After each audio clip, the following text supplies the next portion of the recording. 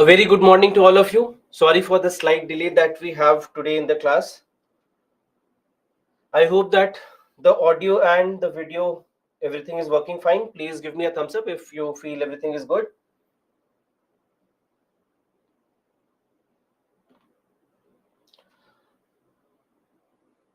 All right, wonderful. So let's begin with our session. Yesterday we had started with our first chapter, which is energy. And in this chapter of energy, we had a discussion on all the non-renewable sources of energy, right? So we discussed about coal, we discussed about petroleum, we discussed about shale, we discussed about coal bed methane, etc. Now, today we are going to start with our second part, and this is about renewable energy. Now, in renewable energy, as we discussed yesterday, renewable energy is a source of energy that can be renewed, and something that can be renewed in a manner where replacement rate is higher than the consumption rate, right?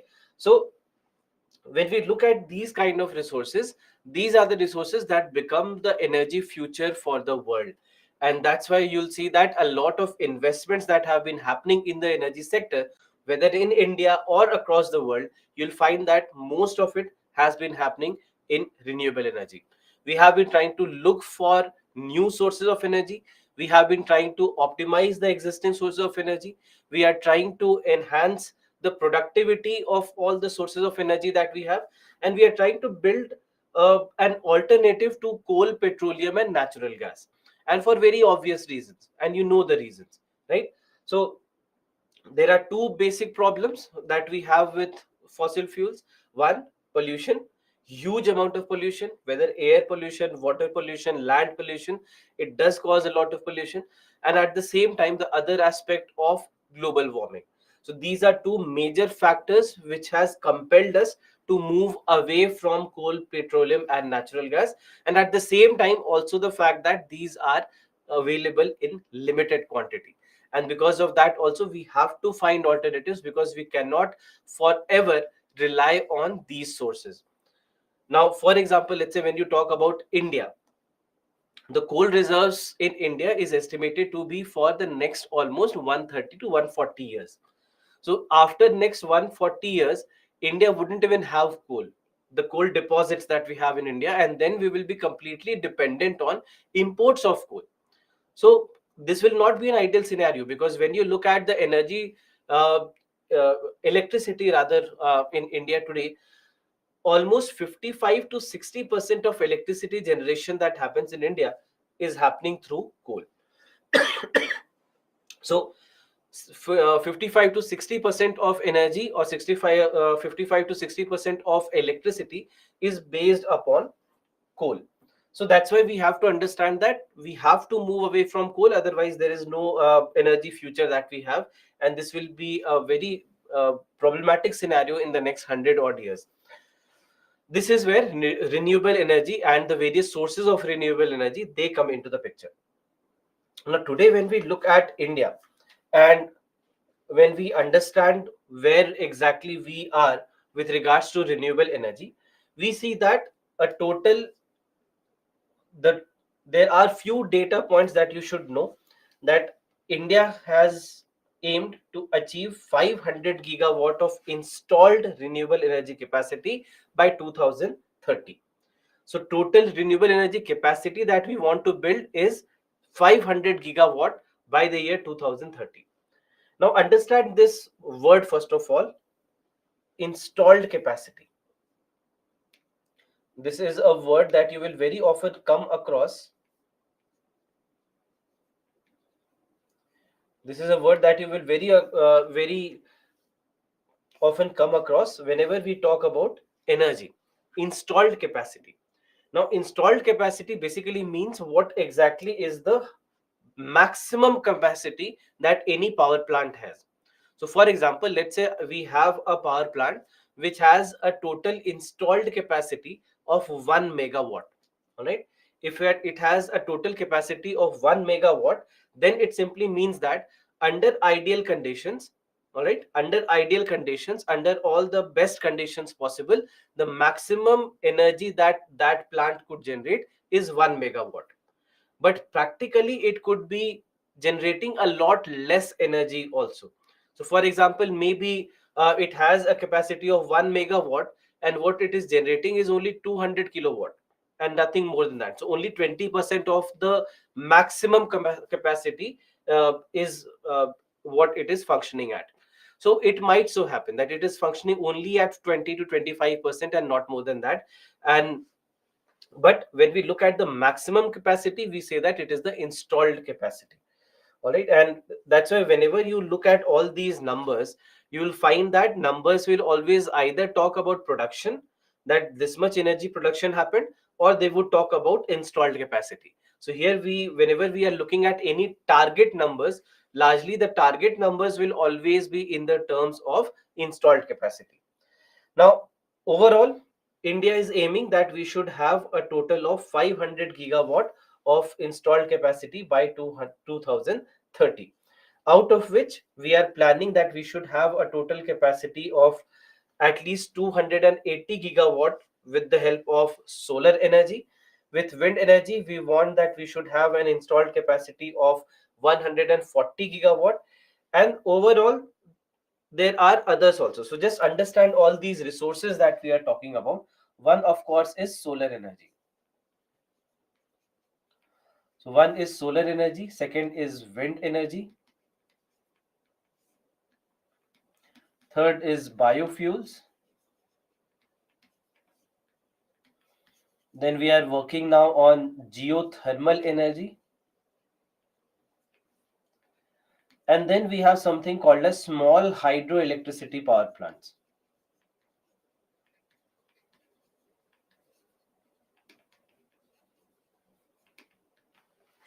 So these are going to be the five primary sources which are being counted, but and all these have to build up to 500 gigawatt of installed capacity. Now, apart from that, there are now other resources also that are being added. So, for example, now you will see that last year we started with the green hydrogen mission. So now green hydrogen also gets added to this list. Now, another term that you will always come across whenever we talk about renewable energy is non-fossil fuel sources. Non-fossil fuel. Now, you might think that, okay, let me ask you this. Let me ask you this first. Do you think there is any difference between the term renewable energy and the term non-fossil fuel sources? I mean, if I say renewable sources and if I say non-fossil fuels resources, do I mean the same thing?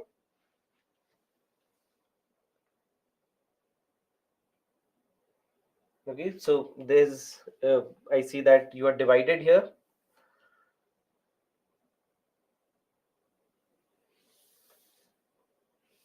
So I'll tell you, many of you have written that they are the same or uh, they are both similar. I'll tell you why they are different. Many of you have written that they are different. Can you think why they are different? If you think they are different, in what way are they different? These two terms, one being non-fossil fuel sources, one being renewable. What is the difference between these two terms?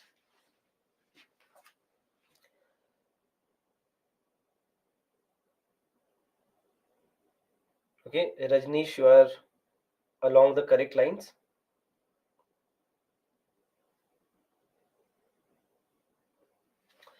So,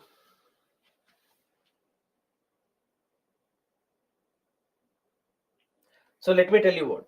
So, there are some examples which cannot be counted as non-renewable energy, but at the same time, we cannot call them as entirely renewable energy also. There are two basic examples here. One example is nuclear. One example is nuclear, and there is another example which is large hydroelectricity power plants. Large hydroelectricity power plants. Now, about nuclear energy, we anyway had some discussion yesterday, right? So these two are also included.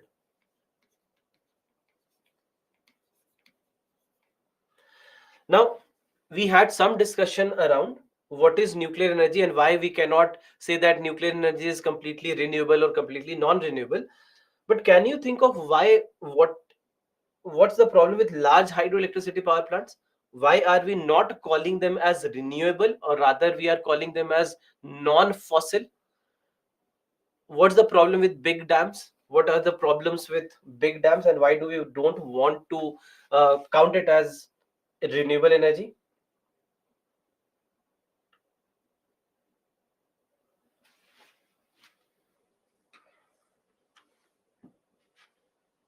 Yes, they harm the environment, which you are correct. But in what way do they harm the environment?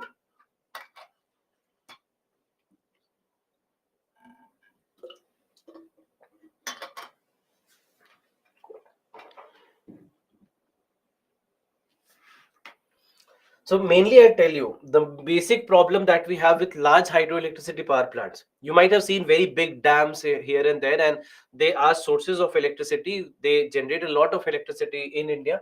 Now, understand how they harm the environment. Whenever you are constructing any big dams, all right, wherever you are constructing big dams, etc., what happens is that a lot of land gets submerged. There would have been an existing ecosystem that was functioning there, a lot of flora and fauna functioning there, and all of a sudden when you construct a dam at a site, a lot of land will be submerged, a lot of nearby land will be submerged, and even many times villages are also displaced from there because you are constructing a dam at that place. So when you do that, what happens is that all the flora and fauna that was existing, it gets submerged underwater. And as it gets submerged underwater, they now become the sources of methane. And that's why methane gets emitted from these kind of sources. So now, obviously, they are not big sources of methane. They are not comparable to something like a coal or a petroleum or natural gas, etc. But they are sources of methane, and as they are sources of methane, we do not count them under renewable energy. And that's why you'll see that small hydroelectricity power plants are being counted under renewable, whereas large hydroelectricity power plants are being counted under non-fossil. All right. So that's why, I mean, I just want to clarify this because these are terms that you will often get in the newspapers as well. That in the newspapers also, sometimes they will say non-fossil, sometimes they will say renewable. So just understand that there's a difference between when you say renewable and when you say non-fossil. All right. So there are uh, sources that are neither completely renewable nor completely non-renewable, and hence these kind of sources will be placed under non-fossil fuel. I hope this is clear.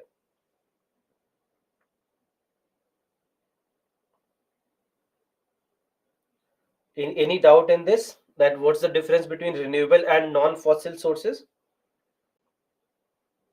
If this is understood, give me a thumbs up. All right, wonderful. So so now what India says is that by 2030, 50% of our electricity generation should happen from non-fossil fuel sources. All right. So all these sources included solar energy, wind energy, biofuels, nuclear energy, large hydroelectricity power plants, small hydroelectricity power plants, all these included, India should be able to produce 50% of energy from here, and rest 50% from maybe coal and petroleum. So this is where we want to be, and we already have been doing well. So for example, when you look at the data of, let's say, 2016, 2017, you'll find that India was generating almost 70 to 75% electricity from coal, but now it has reduced to 55 to 60% in the last 5 6 years. So that's why we have seen that there is an improvement there, that our dependence on coal for electricity has been reducing, and we have kept a target that by 2030 we should be able to achieve a target where we are producing less than 50% of electricity from coal and petroleum based resources. So that's why that is what the target is for India. And overall, what we basically see is that the world, what we want is that there should be a decrease by 45% when it comes to the carbon intensity, and compare this is in comparison to the 2005 levels. Now this is where the problem starts, that although we have all these targets, whether it is about India or you go to any country, every country has kept their own targets to achieve. But overall, what happens is that when it comes to the carbon emission targets that we have, carbon reduction, emission reduction targets that we have, we really haven't been going anywhere. That, for example, the world has kept a target that we should be able to decrease carbon intensity emission uh, by 45% by 2030 compared to 2005 levels, meaning that in the last 25 years, 2005 to 2030, 45% reduction in carbon dioxide emission has to happen. But right now we are nowhere. That when you look at the data, for example, of the last 2 3 years, you'll find that carbon dioxide emission of the world has actually increased by 1 or 2%. So it should have decreased. It's not decreasing, rather it has actually increased, because what happened is that we counted the COVID levels, because during COVID-19 pandemic, a lot of industrial activities had stopped. So carbon dioxide emissions also had become pretty less compared to where we were, let's say, in 2018 or 19.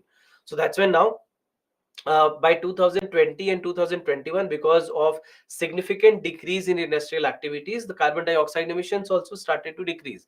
But now all that is being compensated in the last couple of years, and now you will find that our emission levels actually have gone up by a couple of percentage, and we are nowhere near achieving these targets that we had kept.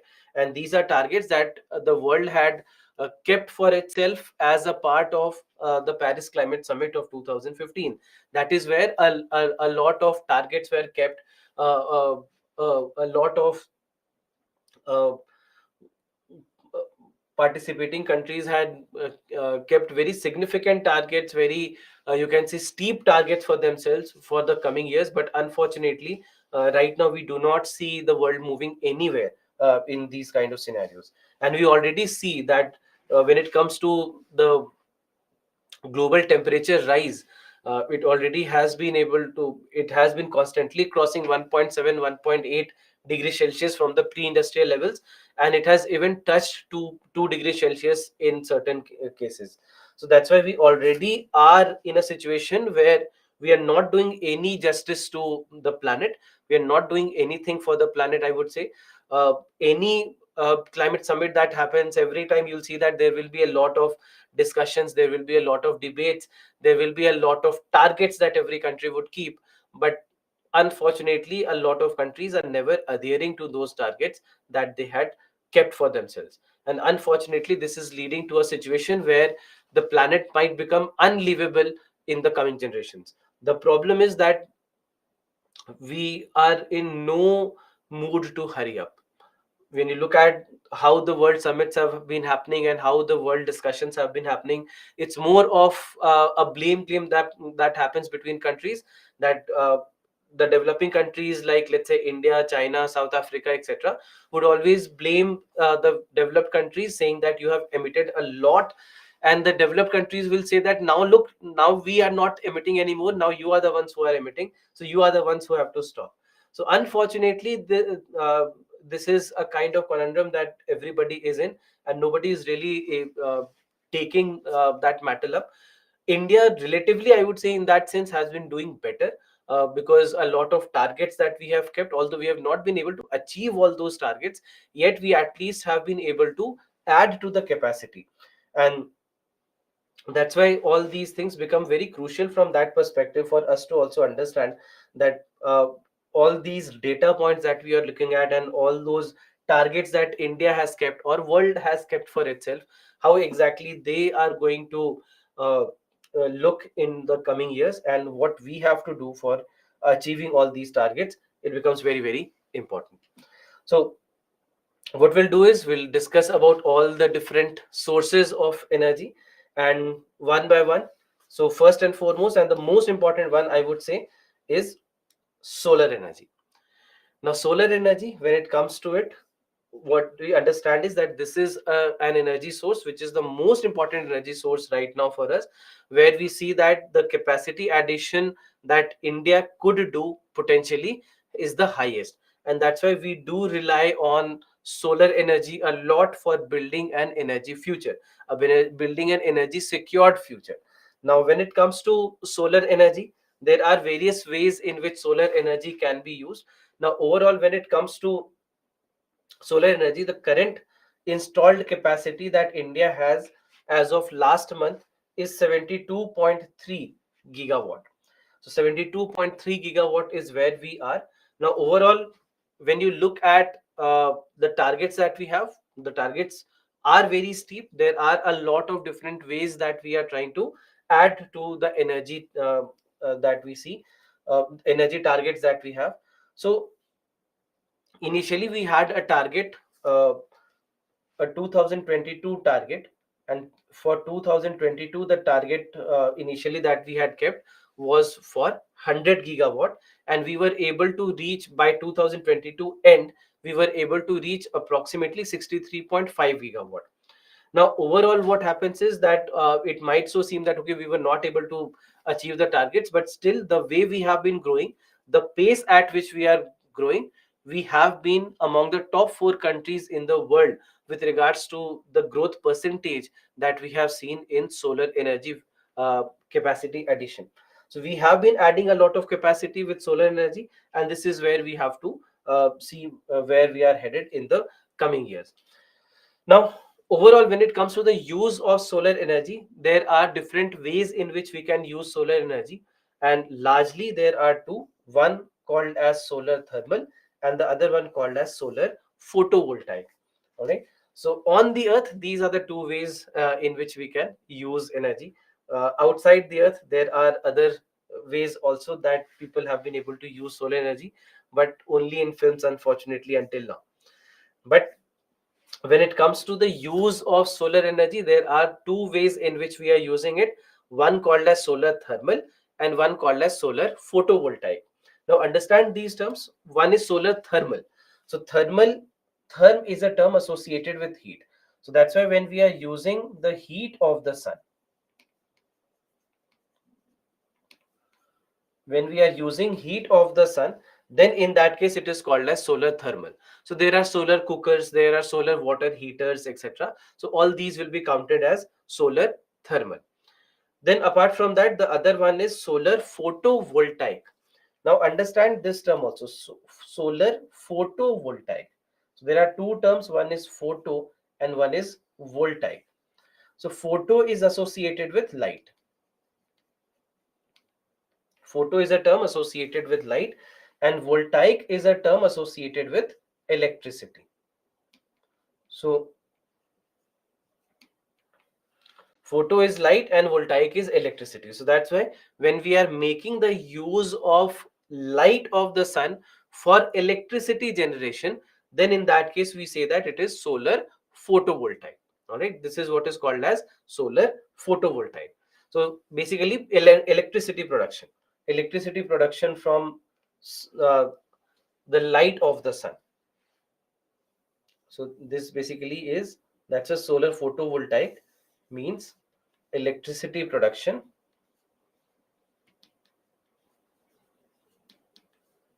or electricity that we generate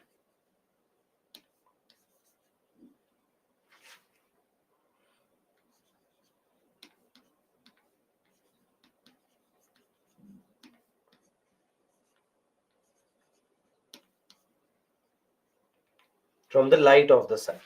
So this is basically how we are looking at these two sources. Now, overall, when it comes to the use of solar energy, largely we are looking at how electricity production can happen. All right, how electricity production can happen with the help of solar energy, and this is where we use something called as a solar panel. Now, when it comes to solar panel means that this is a kind of device that can convert solar energy into electricity. All right, solar energy into electricity. Now, for that, what they use is something called as semiconductors. Now, just understand what happens here through this diagram. That what you see is that there are these individual solar cells. These individual cells that you see, these are called as solar cells. They are called as solar cells. Now, these solar cells are made of something called as a semiconductor. Now, semiconductor, as the name tells you, that this is something which is neither a conductor nor an insulator. It is something between metals and non-metals, something between a conductor and a insulator. So now between the two is semiconductor. So semiconductors, there are elements such as silicon, germanium, and then there are other compounds also which are called as semiconductors. Now semiconductors are kind of material that can conduct electricity under special circumstances. In case of conductors, they always conduct electricity. In case of insulators, they never conduct electricity. In case of semiconductors, under certain conditions, they would conduct electricity. Now, these conditions in terms of a solar cell is when sunlight strikes the surface. So suppose that you have a solar cell like this. Suppose that this is a solar cell.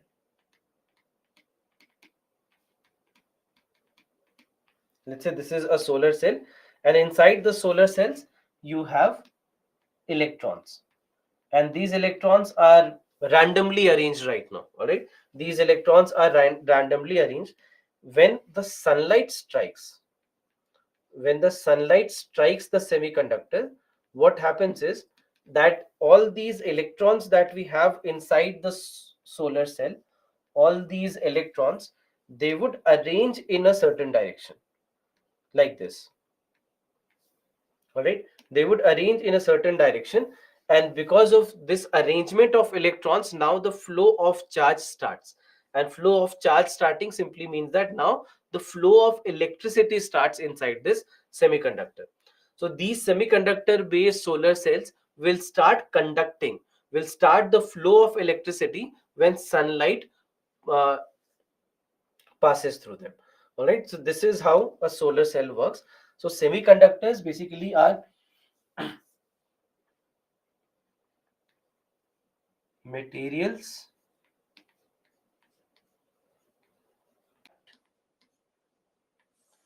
as conductors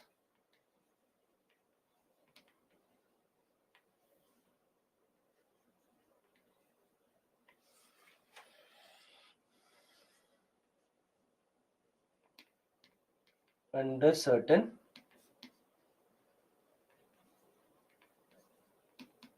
conditions. All right, materials that act as conductors under certain conditions. Now in case of solar panel, what happens is, I'll just write it here only, that when sunlight strikes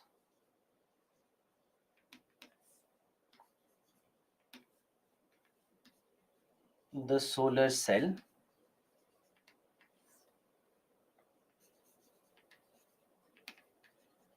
electrons inside the solar cell, right, solar cells,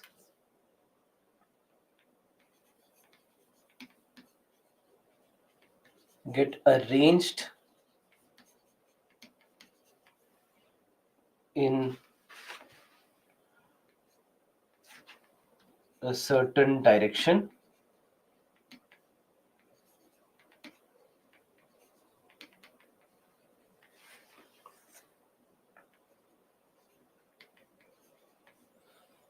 which helps in flow of charge,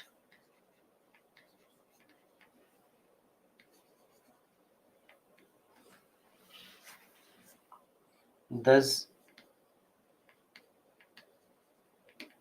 generating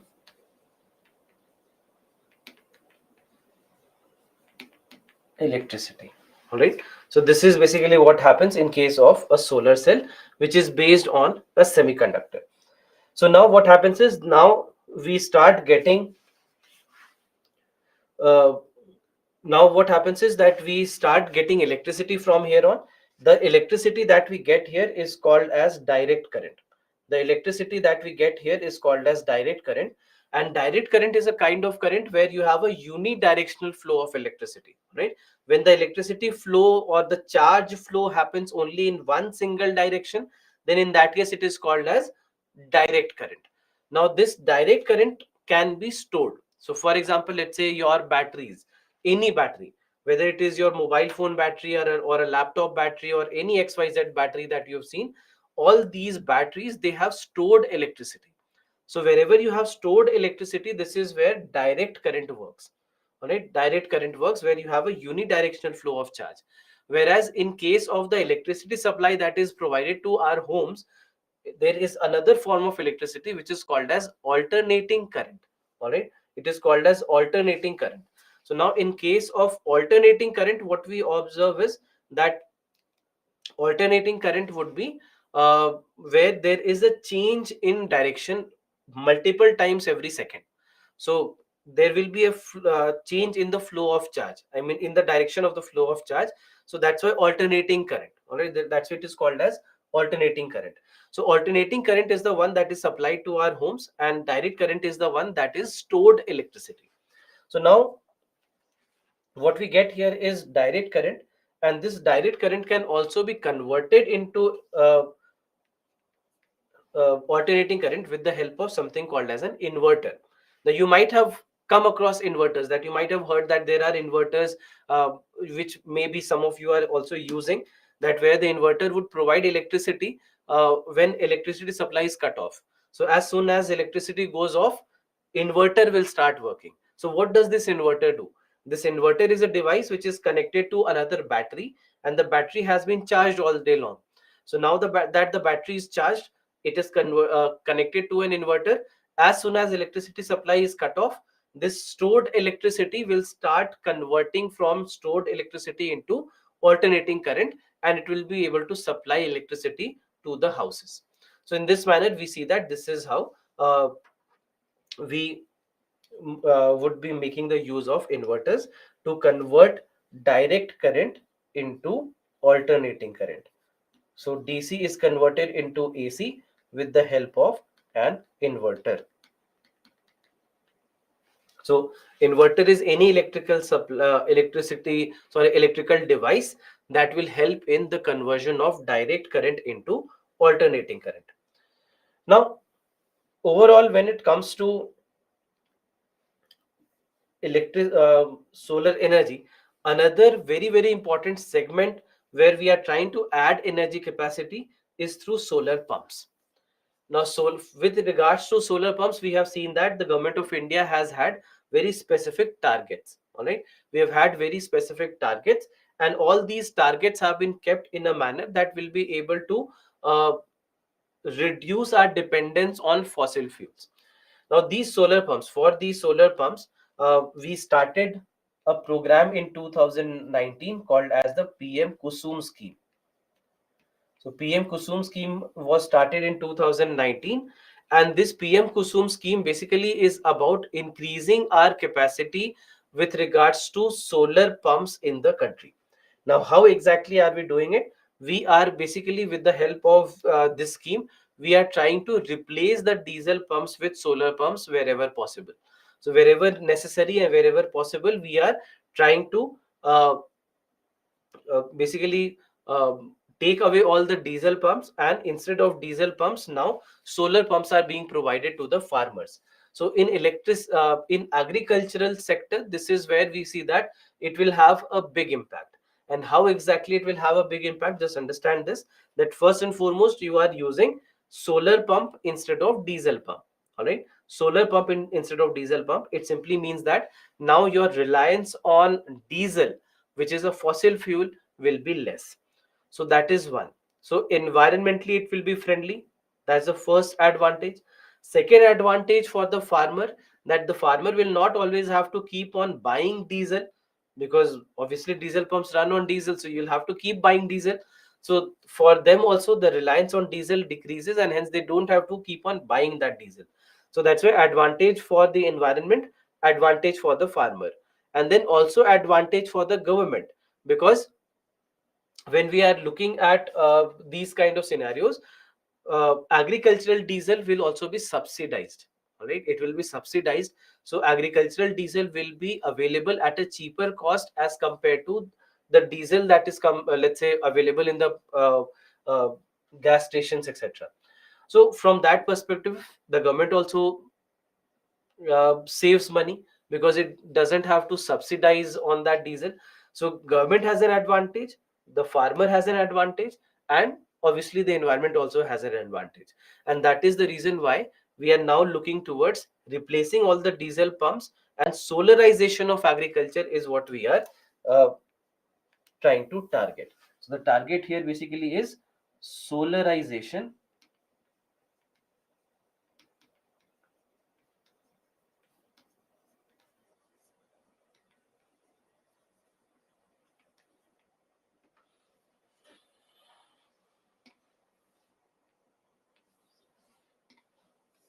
of agriculture. All right, so that is basically what we are doing through this. Now in case of solar pumps also, we see that there are various different types of solar pumps that are being used today. So for example, when it comes to solar pumps, there are two ways in which they can be used based on the kind of pump that we are using. So either they can be a DC pump, or they can be an AC motor pump. So there are both possibilities. Then, and depends on how exactly are we using it, whether we are using stored electricity or are we directly providing electricity. So based on that, you have AC pump or DC pump. Then on the basis of where they are located, we have submersible pumps and surface pumps. So submersible pumps are the pumps that are placed inside the body of water. All right, they are placed inside the body of water. So when you are placing them inside the body of water, they are called as submersible pumps. So generally what happens is that if you have a stagnant source of water, like a pond or a lake or a well, then in those cases submersible pumps are preferred. All right, submersible pumps are preferred. And the other one is called as a surface pump. In case of surface pump, as you can see, that the solar pump will be mounted on the surface near the body of water. So normally what happens is that if you have a running source of water, like a stream or a river or a canal, etc., then in that case surface pump is preferred. So surface pump for running water, and submersible pump from for stagnant water. So this is how we are making the use of solar pumps, depending on what kind of water resource is present in the nearby areas. So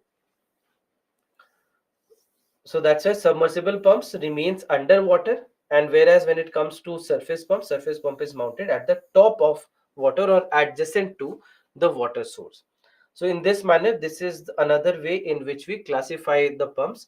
Then there are other kinds of pumps which are based on the kind of technology that we are using. One is centrifugal pump and the other one is positive displacement pump. So centrifugal pump is where it is making the use of centrifugal force. Now centrifugal force is a force which is applied on any kind of circular motion. So when in circular motion, what happens is, why we are seeing that centrifugal force is applied, because the motor, when it is, let's say, in the body of water, it will keep on rotating. All right, so as the motor rotates, it will be throwing water outward. It will start throwing water outward because of the centrifugal force that is applied, because of the motion, the circular motion of the motor. So that's why it is called as centrifugal pump. And on the basis of the other kind of pump is positive displacement pump. Now positive displacement pump, more or less you can say, is like an injection.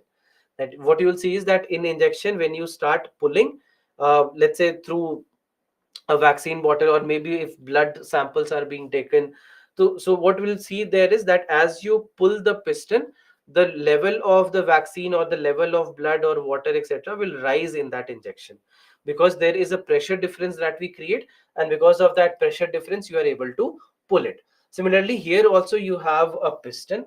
Here also, in case of positive displacement pump, also you have a piston, and the piston will be pulled from the body of water, and it will keep on helping in body the water level rising in the pump and brought to the surface. So that is how we see that centrifugal pump and positive displacement pumps, they would be working. So that's why centrifugal pump we'll see that there will be a rotating impeller that throws the water outward due to centrifugal force. And in case of positive displacement pump, there will be a piston cylinder kind of an arrangement where the piston will try to pull water outward. So in this manner, there are these two types of solar pumps. Now, overall, what we have, I mean, what has worked in the favor of solar energy capacity building in India has been National Solar Mission.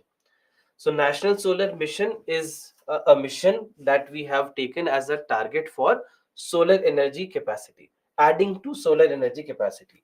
So now the target that we have kept was 1000, sorry, 1 lakh megawatt or 100 gigawatt by 2022.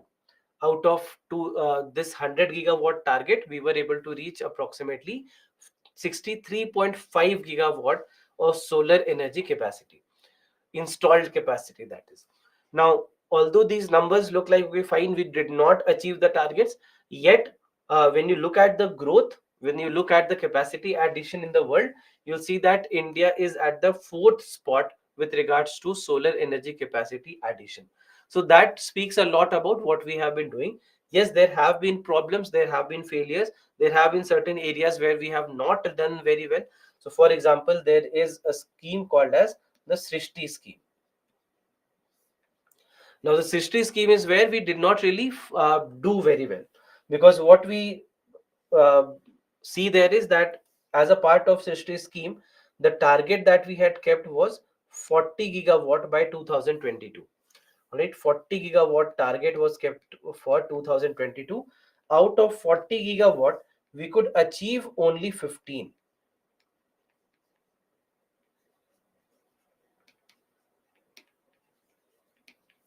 So this was a big gap. This was a big gap that when we look at the other part, which was about the grid connected solar energy. So the grid connected solar energy,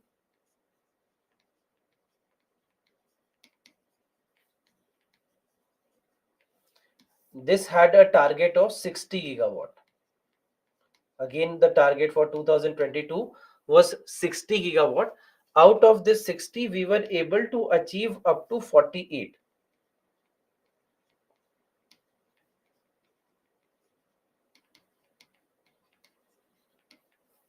All right, we were able to achieve up to 48. So that's why this was when you look at the grid connected solar, you can say that we achieved almost 80% of the targets, whereas in case of the Srishti scheme, this is where you will see that we have faltered and we have achieved just about 35% of the targets.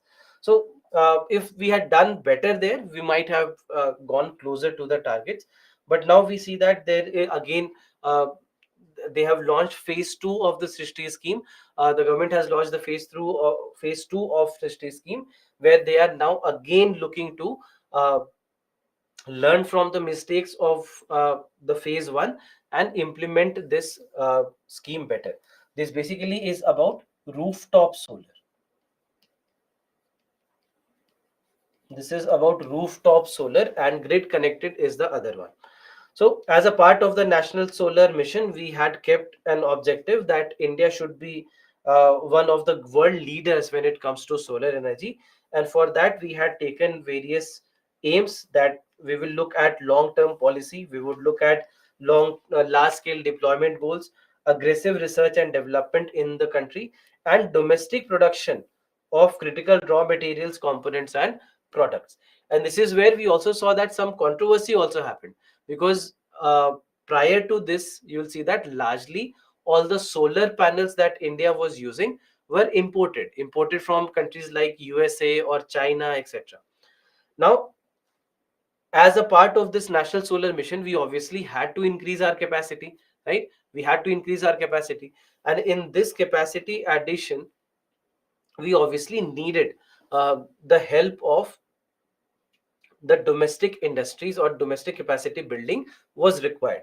So this is where we said that okay, fine, we are not going to buy solar energy, or sorry, solar panels from other countries anymore, and we are now going to domestically produce and manufacture solar panels.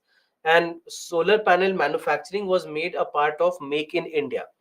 So as it became a part of Make in India, obviously it is good for the domestic market because more opportunities will open up, more employment opportunities, new companies, Indian companies might start establishing themselves. So there are all these advantages, obviously, that we have.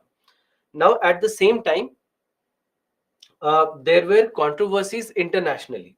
For example, US had raised a dispute in the WTO, stating that our domestic market, meaning the domestic market of the US, is highly dependent on the imports, or rather the exports that we do to India.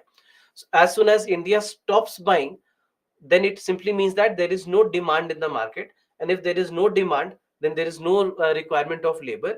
And hence, a lot of people will start losing their jobs in the US if India stops buying solar panels. So they went to the WTO and say that no, India cannot stop buying. India will still have to buy solar panels from us. Even if they want to increase their capacity, so be it. But they cannot simply stop buying solar panels from us. So that's why there was a controversy also that happened at an international stage. But India clarified, made it clear that okay, see, our requirements are huge, and the cost of imports is always higher as compared to domestic production. So we really cannot go further with this. So India then started phasing out uh, the imports of solar panels and started producing more of domestic production in case of solar panels. So look at this question. This was asked in your 2020 paper.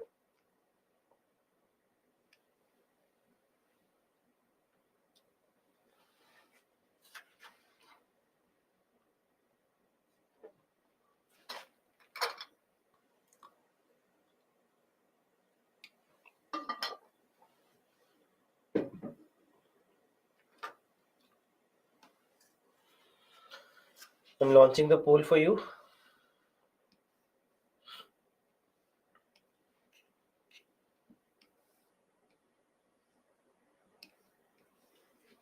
Please mark your answers.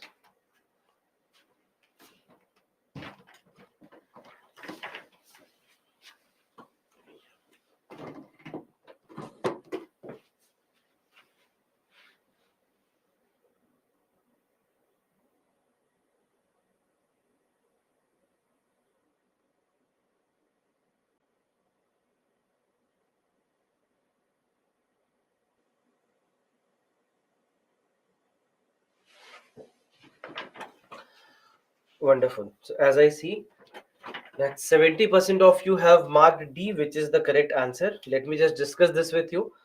If you have any doubts, first is solar power can be used for running surface pumps and not for submersible pumps.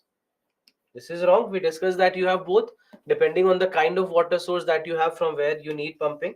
So this is wrong because it can be used for both surface pumps and for submersible pumps. Second is solar power can be used for running centrifugal pumps, which is fine, and not the ones with pistons. Now, the ones with piston, what do we call them? We just discussed about this.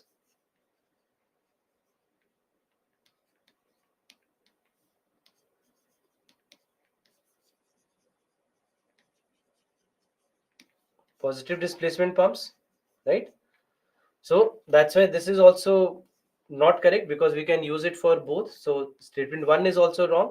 Statement 2 is also wrong. So that's why the correct answer will be D, neither 1 nor 2. So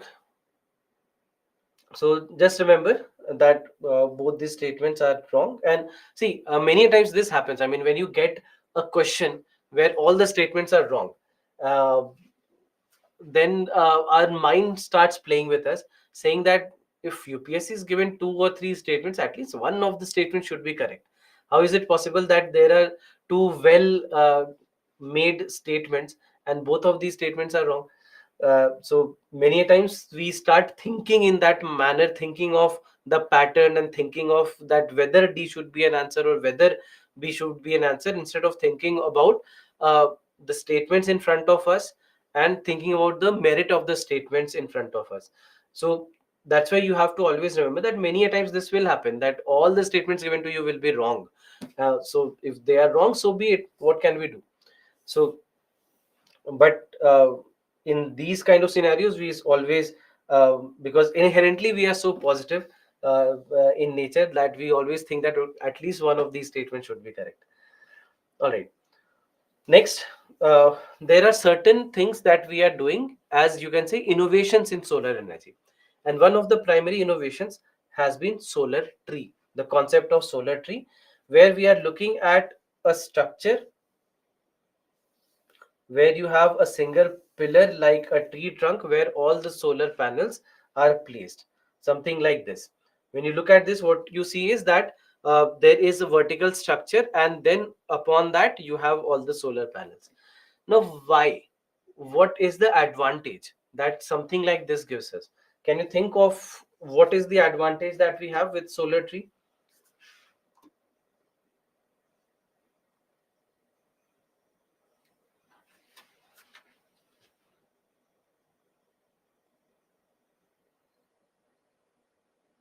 Hmm. So a lot of you have given the correct answer, that it does not occupy a lot of land. One of the major problems that we have with solar energy is the fact that it takes up a lot of land. All right, it takes up a lot of land because all the solar panels will be installed horizontally on the ground, right? They will be just horizontally installed on the ground. So now that they are horizontally placed on the ground, obviously that ground is not that land is not usable anymore. And many a times what happens is that we use agricultural land, so then that agricultural land is a complete waste, because then you cannot do any agriculture, cannot do any kind of farming on those agricultural lands. So then in that case what happens is that uh, this agricultural land is not usable anymore. So that's a big problem that many a times happens with solar energy, and through this concept of solar tree we are trying to solve that problem. We are trying to solve that problem, and we are trying to uh, make sure that the space here is still usable, the space beneath it, it's still usable. So that's why that's a major advantage that we have, that it reduces the land requirement. First and foremost, they reduce the land requirement. And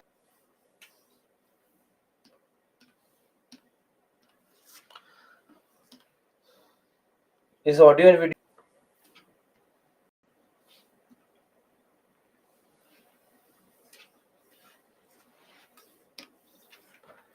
now? I hope this is fine. I've just refreshed the session. All right. All right. So what I was saying is that when you look at the advantages that we have, the first four advantages are self-explanatory. That it reduces the land requirement, as we just discussed. At the same time, it can be used anywhere. It is viable for both rural and urban areas, irrespective of where you are. You can use this kind of a structure.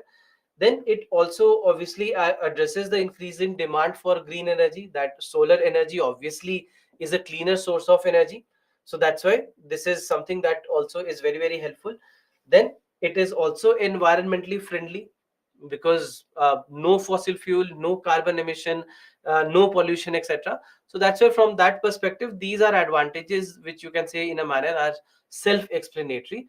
But at the same time we also potentially say that it might also help in increasing the farm income. Now, this is basically a sense where we are saying that wherever agricultural land is supposed to be used, and wherever uh, we are trying to make the use of solar trees in, let's say, agricultural fields, the farmers may also be compensated if they are allowed, if they are allowing this to be used in their agricultural fields. Then in that case they might also be paid for that, and they might get some monetary advantage because of it. So that's why we are saying that it might help in increasing the farm income at a certain level also. So that's why there are all these advantages that solar tree or this kind of a setup might have. Then apart from that, another solution that right now we are looking towards is floating solar power plant. Now, floating solar power plant, as you can see, this is a kind of solar panel or solar plant that we are constructing on bodies of water. All right, on bodies of water. So that again helps us save land, right? The same problem, it is able to provide us with a solution, that we do not need land to be involved here.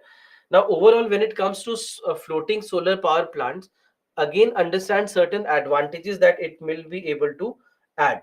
So, first, obviously, again, is the land use efficiency, that we'll be able to use land resources much better, and it will take away some of the problems that we have with land usage in solar energy, where on water bodies you can uh, install it. Then it can also help in reducing water evaporation from reservoirs.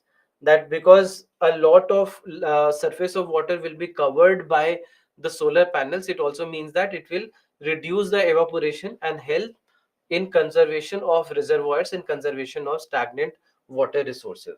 So that is also one of the things.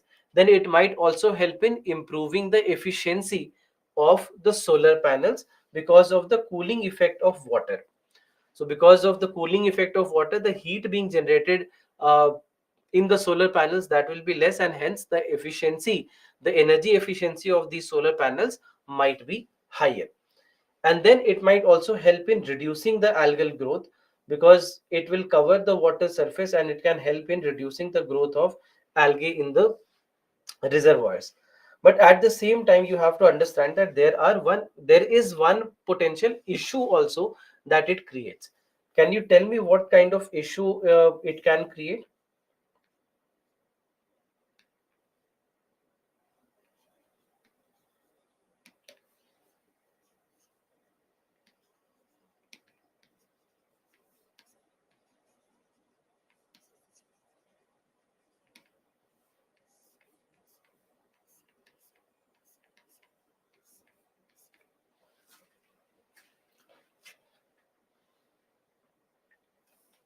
Yeah, it can harm aquatic life, as many of you have pointed out. That's correct. So basically, what happens is that because it is going to cover up the surface, and as it covers the surface, obviously sunlight is blocked. If sunlight is blocked, then it means there is no photosynthesis happening. So algal growth, it will reduce because there is no photosynthesis. But because of the same reason that there is no photosynthesis for the other plants, it means that the other plants might start to die. And then the other aquatic animals which are dependent on these plants, for them also survival becomes difficult. So, and they will be devoid of solar energy, and they cannot live without solar energy. They can they Their solar energy requirements are less, but they need solar energy. So that is the major problem that we have, that it basically cuts off solar energy for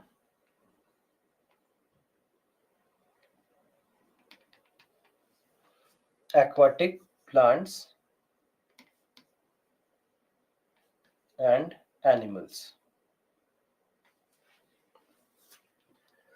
So that is where we have an issue with floating solar power plants also.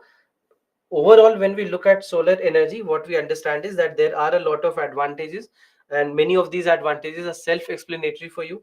That it is a renewable source of energy, environmentally friendly, wide availability, versatile because it can be used in various forms.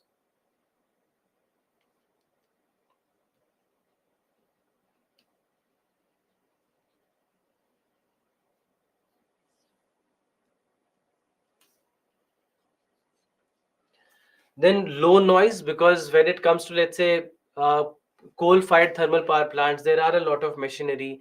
Wind energy, there is a movement of the fan. So all these also produce noise. But in case of solar energy, it is completely noise-free. Maintenance requirements are low. It can function for a very long time without any problem. And that's why we are talking about the return on investment. That initial investment might be high, but when you look at a long-term situation, you'll see that it does give you an advantage, because then it will be able to function for a very long time without any hindrance. So normally for a solar panel we see that their life cycle can be 10 to 15 years of time. So that's why low maintenance requirement and a very good return on investment. Then it can become both remote and portable power solution, that you can use it in remote areas also. It's not dependent on a source like coal, etc. Then it helps us in increasing the energy security. We discussed about increasing energy security and its importance, and solar energy is one way in which we can reduce our import dependency. And then the final thing is that it also is an evolving technology. There are a lot of improvements happening every day, and hence it will lead to better usage of solar energy and also create a lot of opportunities. And because of these opportunities, that's why we can also say that it will lead to, or it is already leading to, a lot of job creation. It is leading to a lot of job creation because we are adding to the capacity. New addition means new people, more people required to run the systems, and that's why we'll see that more jobs will also be created. More green jobs, as we say, will also be created. And at the same time, what we also, and there is a program for this also, there is a scheme called as the Surya Mitra scheme.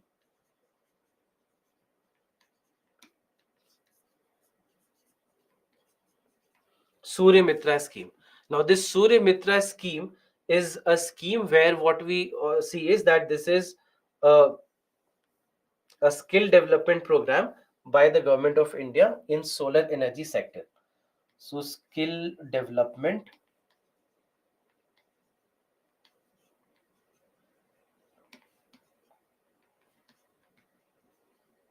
in solar sector, so that more opportunities will be created, more people will be trained technically, they understand solar energy well, and hence they can it can create a job market, a potential job market for them in this sector. And with the growth that we are looking at, a lot of new opportunities will also keep on adding.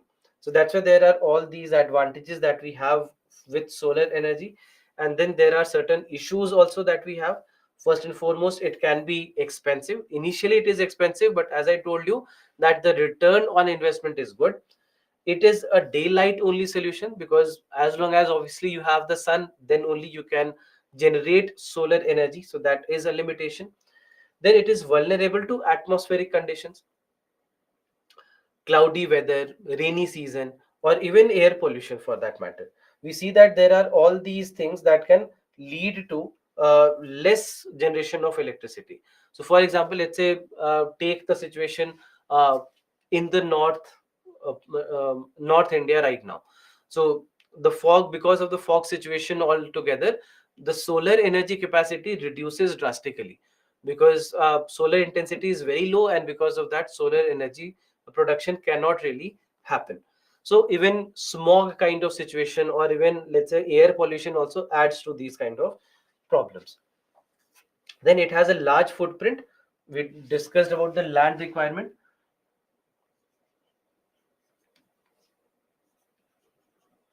Huge land requirements. So this is also one problem. Then there is something called as manufacturing pollution. Now, manufacturing pollution is very low, but we are talking about when, let's say, any key component is being manufactured. Let's say something like a solar panel.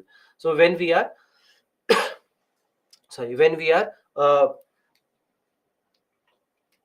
manufacturing the solar panels, obviously some amount of electricity is wasted, which is coal based electricity, and hence we are saying that there is a manufacturing pollution. And then there is the problem of electronic waste. Now, electronic waste with solar energy right now may not be a big problem, because as I told you that the solar panels, they are functional for 10 to 15 years. We started being very aggressive in solar panels by 2016, 17, etc. So now you will see that by 2027, 28, 29 is when a lot of electronic waste will be generated. And that's why we already have to understand this, and we have to have rules and regulations in place about how exactly to tackle that electronic waste. whether it is semiconductor based, glass based, plastic based, whatever kind of electronic waste is being generated. So there are all these problems that we potentially might have. So this is about solar energy. Any question that you have from whatever we have discussed until now? Any question, please let me know.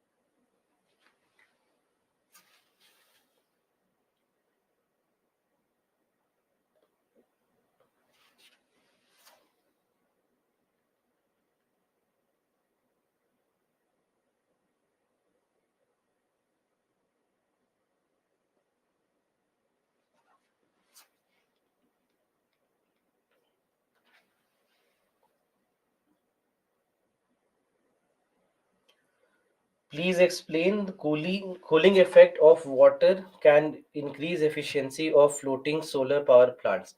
So, Gia, when it comes to the cooling effect, basically what happens is that you lose some energy as heat energy when you have installed solar panels on the ground. So, in when you are on water body, there will be a cooling effect of water from beneath, and hence it will not let it heat as much as it would have heated up on land. So that's why the energy that you lose as heat energy, that will be minimized in floating solar.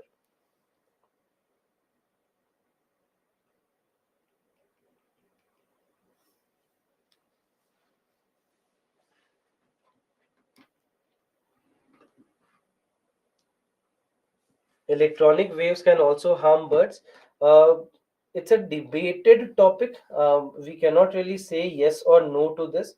But yes, there are some researches where it has been seen that some electromagnetic waves, like radio waves, for example, might also harm the birds.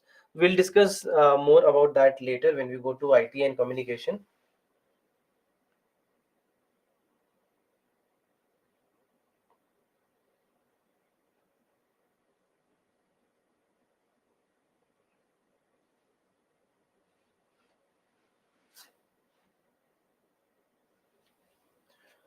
Are phytoplanktons and algae one and the same?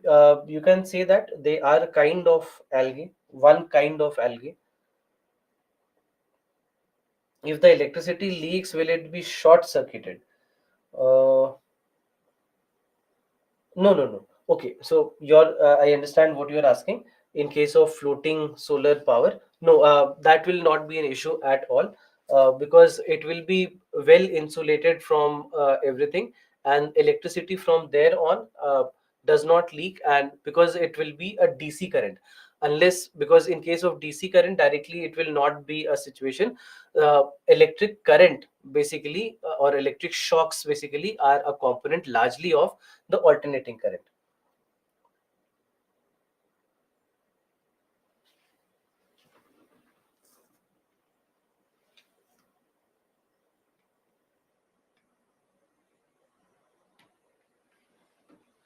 Surface pump for running or stagnant water, largely for running water. For stagnant water, we prefer submersible pump.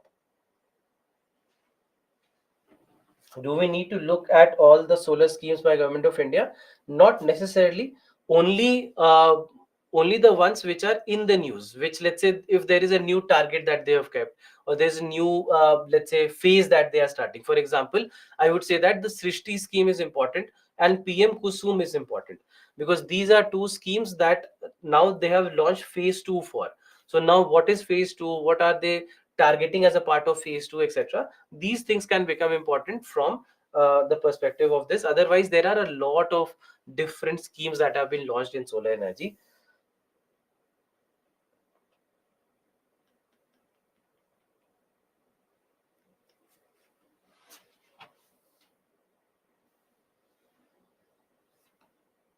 What are the problems with storage of solar generated electricity? Uh, Storage of solar generated electricity, the problems, there are no such specific problems to list here.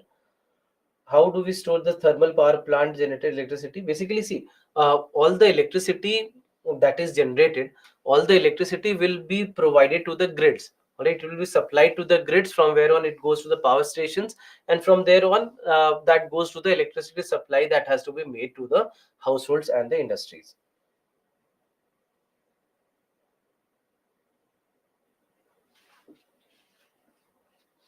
What are diesel pumps used for? It is used in agriculture, because wherever you need irrigation, for that you need pumps to provide that water to those agricultural fields. That is where we use diesel pumps right now.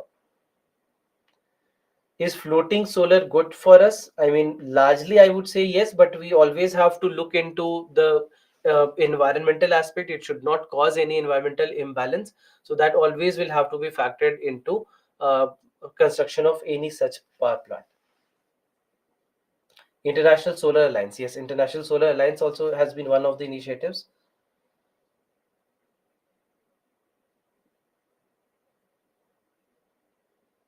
The solar batteries are costly to replace if damaged. Yes, that's correct. If a person stands below solar tree, is there any harm? No, there's nothing as such. That portable part again in solar advantage. What basically we are saying, that it can even become a portable power option, that you can even install it on the top of your car and you can keep moving, and it will keep on getting electricity from generating electricity from the sun. India's mega plan for solar setup. We basically are also setting up very large solar power plants in India, and that is where a larger production of solar energy can happen.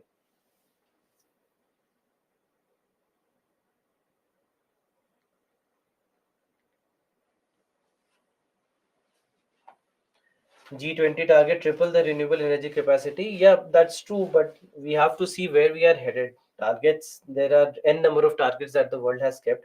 The problem is that everyone just goes back on their words.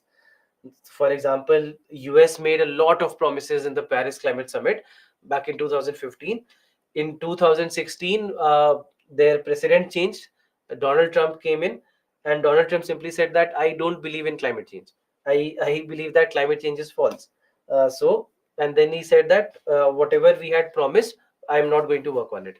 So it can be that simple, because none of these, just remember also, many of these kind of problems, uh, many of these summits that we have and the targets that we keep there, all these targets, they do not have any legal implications.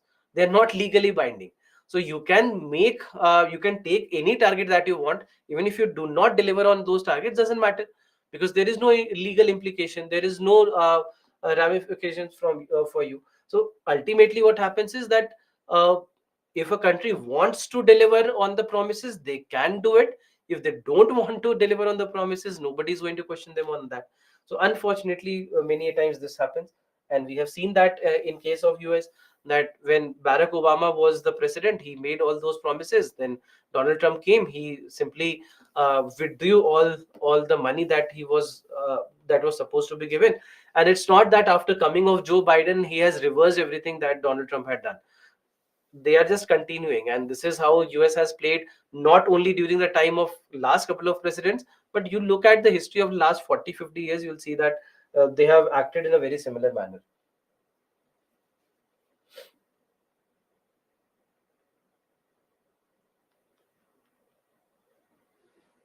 What is grid connected solar power? Grid connected, when you have the solar energy connected to the grids that supply the power to your households.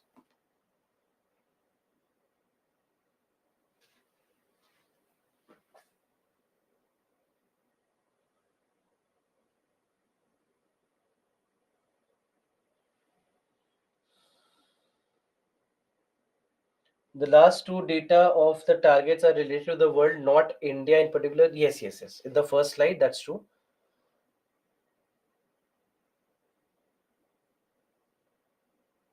Some points and slides are missing in PPT notes.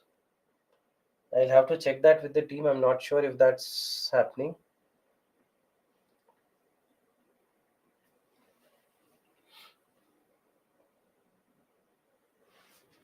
Can we install solar panels on canals? Potentially, yes.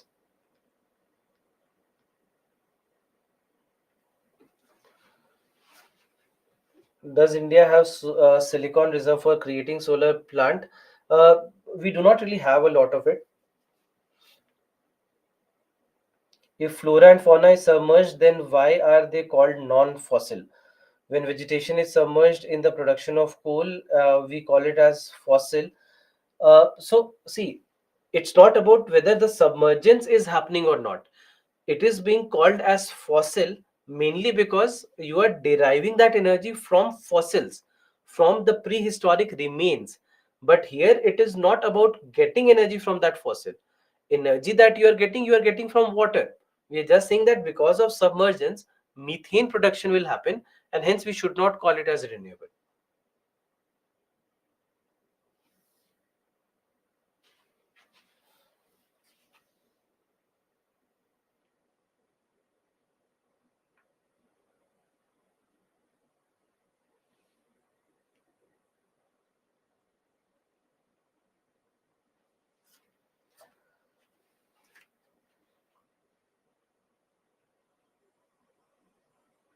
Short summary of difference between non-fossil and renewable.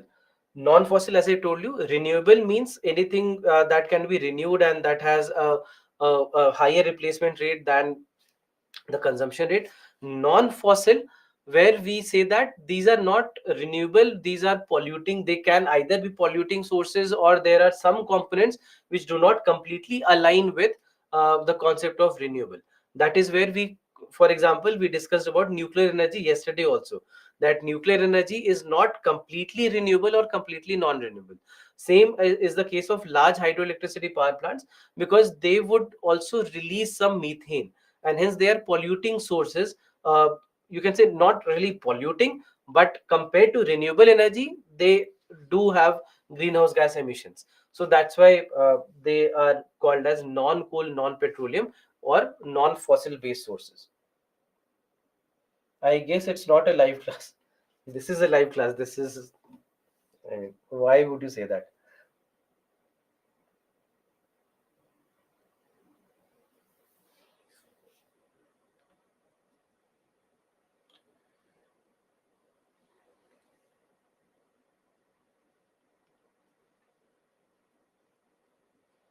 Everybody's question is getting addressed. You just have to understand that when I asked every one of you to type in your questions, there are almost 80 to 90 questions that you have given here. Almost 80 to 90 questions. There are a lot of questions which are repeated questions. So I'm picking one of the five, one of the five similar questions, right? So it's not that nobody's questions are getting answered. Just look at the time that we are spending on answering your queries. Please don't say that.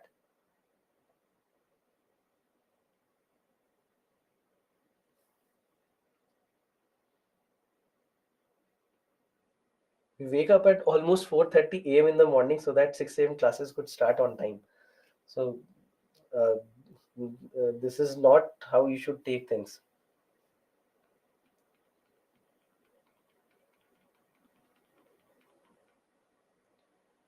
Should we learn coal chart? I'm not sure what you mean by coal chart.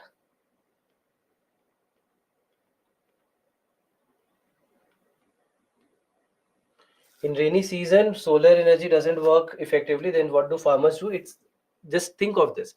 Why do solar energy? Why do farmers need solar energy? They need it for irrigation. So if there is rainfall happening already, then there's no problem.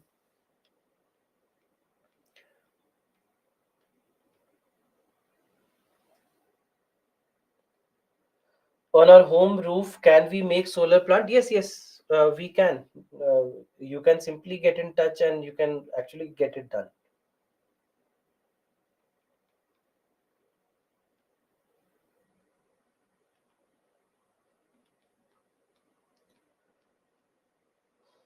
Can question come on International Solar Alliance?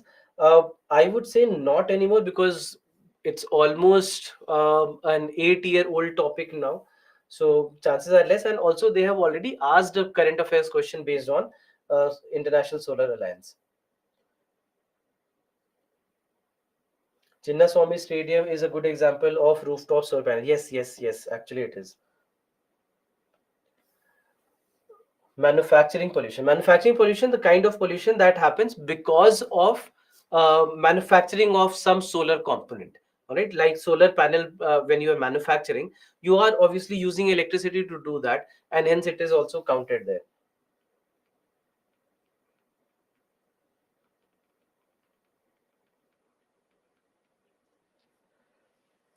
All right, so let's move on. The next source of energy that we have is wind energy. Now, wind energy, first and foremost, the kind of energy that we are getting from movement of air. Moving air is called as wind, right? Very simple definition. And there are a lot of factors that contribute to the movement of air.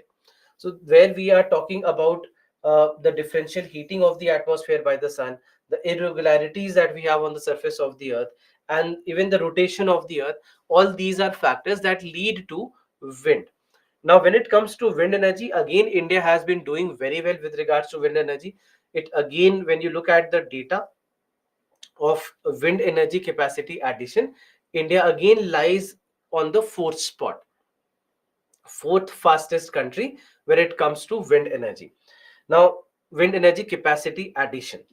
So, total installed capacity as of last month is 44.5 gigawatt. Again, when we look at the targets that we have, the next target that we have is of 140 gigawatt by 2030. The previous target that we had for 2022 was 60 gigawatt, and in 2022 we were at 42.5 gigawatt. So you can say that we almost reached up to 70% of the target that we had kept. Now, overall, when it comes to wind energy, what we see is that there are again some geographical limitations on where wind energy can be effectively generated versus not. And hence, when you look at the Indian states where the wind energy installations are the uh, largest, are these states: Tamil Nadu, you have Gujarat, you have Maharashtra, you have Karnataka, and you have Rajasthan. So these are the top five wind energy states in the country. Now, as you can see, four out of these five states, these are coastal states, correct? Because in the coastal areas, you have wide open spaces available, and hence wind energy generation can happen better in from these kind of areas. And the fifth state, obviously, Rajasthan is a desert state where again you have the same kind of situation where you have large open spaces available. So in all these scenarios, when we look at wind energy, these five states that will become very, very crucial from the perspective of wind energy generation.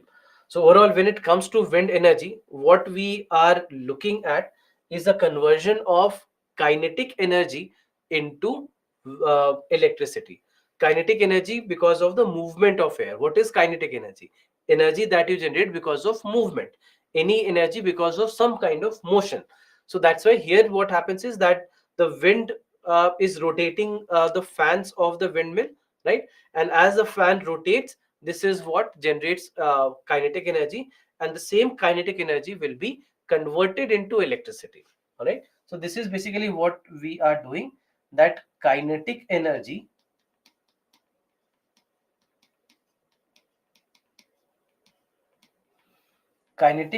will be converted into electricity.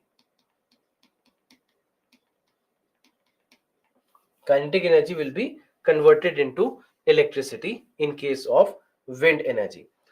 Now, when it comes to wind energy, a very important topic for us is offshore wind, because today what we see is that a lot of capacity addition that we have done is on land, in the whether in the coastal areas or in other areas. We see that most of the installations are done on land, but when you start moving to water, this is where you have wide open spaces, uninterrupted spaces, the wind flow is very good, the air movement is very good, and that's why the capacity addition potential is also very high, because compared to what you can do on land with wind energy, you can do far better on water. And that is where offshore wind power comes into the picture. Now when it comes to the offshore wind power, what we see is that this is where we have been trying to add to the capacity, but right now the capacity of the entire world itself is very limited. So for example, for onshore wind, we discussed that India has a total installed capacity of approximately 44.5 gigawatt by the end of last month. uh, but when it comes to offshore wind, the entire world has a capacity of 63.2 gigawatt as of now, as of end of 2022. End of 2023 report is yet to be published. So so that's why we see that the capacity is far less in offshore wind as compared to onshore wind.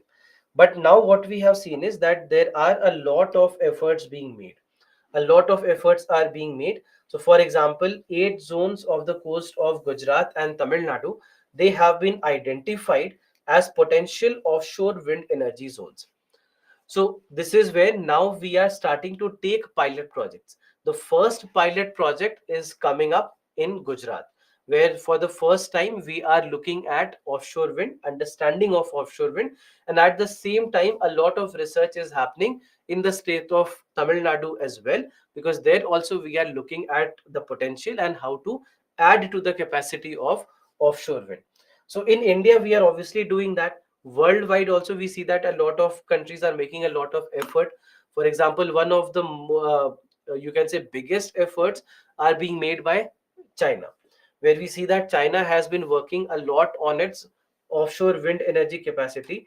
And it's not only using its own coastal lines, but also it is going into the controversial waters. So for example, the South China Sea area, so they have also done a lot of installations in the South China Sea area, where you have the you have the disputed waters, and in the disputed waters also they have been actually uh, doing their capacity addition. So that's why there are controversies happening around that. But China has been working very aggressively in the field of offshore wind energy capacity. But overall, you have to understand that offshore wind energy comes with its challenges, a lot of these challenges. So, for example, uh, it needs a lot of data collection for us to understand the viability of a long term project. Because when you are, for example, let's say installing a plant, you would like that plant to work for a very long time, maybe 10 years, 15 years, 20 years, it should be functional. So that's why you have to do a lot of data collection. You have to understand whether there are chances of natural calamities in all these areas, whether there are whether these are seismically active zones or not, whether there are chances of tsunamis in these kind of areas, whether there are chances of earthquakes in these kind of areas, whether there are chances of cyclones in these kind of areas. And cyclone prediction not only for this year, but rather for the coming 10 years you will have to think of. Because once you install the plants, these plants are actually going to be very capital intensive. They are going to be very costly. A lot of investments are required in case of uh, offshore wind. So you cannot just do it without any research, without any comprehension about where we are setting up the plants. So that's why there are all these problems that we have. Now, with regards to the capacity addition, what we see is that offshore wind, right now, the leaders in offshore wind are European countries. And in European countries, it was actually supported by years of incentives for the companies that were working on it. In India, we do not really have a lot of, or rather any of these incentives. For that's why there is no such support that we have in India where the companies might come forward. Also because it is a sector that needs a lot of investment. It's not like solar energy where small startups can come in. That in case of solar energy, what has happened is that for making solar panels, there are smaller companies, newer companies, startups which have come in the sector of solar energy. But in offshore wind, that might not happen because the capital requirements are huge, and that's why only bigger companies can manage it. The smaller companies cannot. So that's why there are all these issues that we have. And then at the same time, even if you look at another aspect of the fact that production of solar energy right now is cheap, and wind energy, the onshore wind energy itself is not completely developed. We are still adding to the capacity, we are still making a lot of effort in adding to the capacity of onshore wind. So in all these kind of scenarios, thinking of offshore wind right now might also be early. So that's why we are taking small steps only when it comes to offshore wind. Largely we are still trying to add to the capacity of solar energy and the onshore wind energy. So overall, when we look at the advantages and the limitations of wind energy, advantages again more or less are on the similar lines as what we discussed for solar energy as well, that it is renewable and sustainable, environmentally friendly, reduces fossil fuel consumption, it is a freely available source, has a small footprint. The horizontal land occupation problem that we had with solar energy is not a problem with wind energy at all. Then it can be used for domestic and industrial applications or installations. It can become a remote power solution for us. The maintenance requirements are low. It also helps us in increasing the energy security, and this also helps us in a lot of job creation. So as I told you that more or less what we discussed about solar energy, most of those points also are applicable in case of wind energy. But then there are some issues also that we need to understand, and this is basically some of the problems. First and foremost, the problem can be the wind fluctuation, that for wind energy generation we normally want that a minimum speed of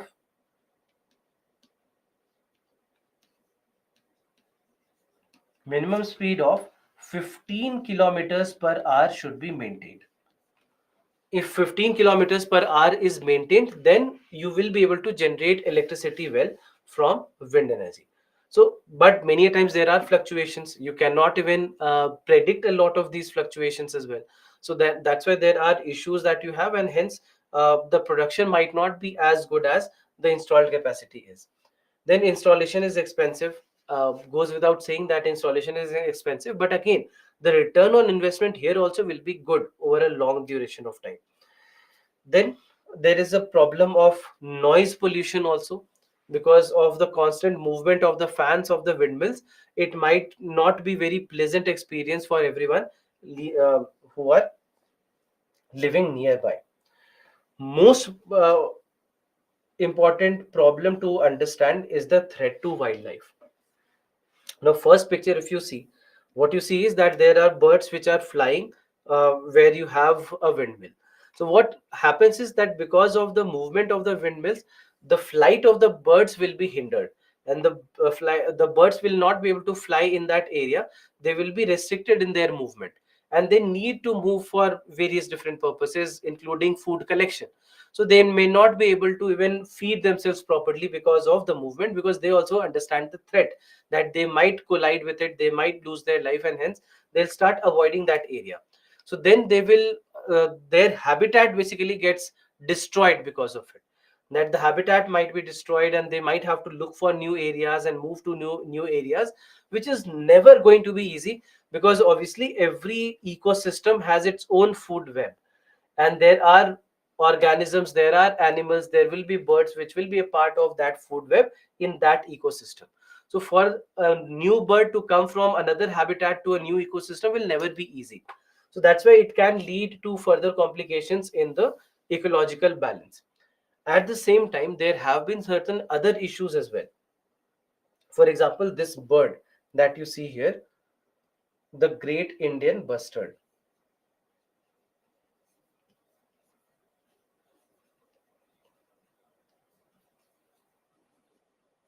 The great Indian bustard. Now, the great Indian bustard basically is a bird which is critically endangered, very less in population. They are only left in India. They were found in Pakistan and some other countries, like even in parts of Nepal also. But now they're not found anywhere else in the world, only in India. And in India also, there are only three states that where they are found: in Rajasthan, Gujarat, and Maharashtra. These are the only three states where they are found, and their numbers are very, very low. Their numbers have dropped below 150. So just imagine that the entire species has not more than 150 numbers. So that's why they are critically endangered. Now there has been an instance where a great Indian bustard lost its life because of the electric shock, because it came in uh, contact with high power transmission lines that were running beside a wind energy farm. Now this is where we need to understand that although it is wind energy, although it is clean source of energy, but there are some negative impact it can have on the wildlife. The problem also is that there is something called as environmental impact assessment. Environmental impact assessment. Now environmental impact assessment is where we analyze any big project, any infrastructure project, etc., before we set it up. All right. But the EIA rules that we have in India, they are they have exempted all the renewable sources from environmental impact assessment, meaning that if you have a solar energy plant, if you have a wind energy plant, then in that case it need not go through any such analysis, it may not need not go through any such assessment. So that's why, because of that, these kind of situations have to be understood. There have been instances of birds electrocuting and dying in Gujarat, in even in Karnataka. In all these states we have seen that these kind of situations have happened. So that's why we have to understand that there is a small problem also that we have many a times with these kind of sources. So this is about wind energy. Let's take a break here. It's the time is 7:45. So let's take a break. Let's be back by 8. Meanwhile, if you have any questions with regards to wind energy, please type in your questions here. After the break, I'll take all these doubts.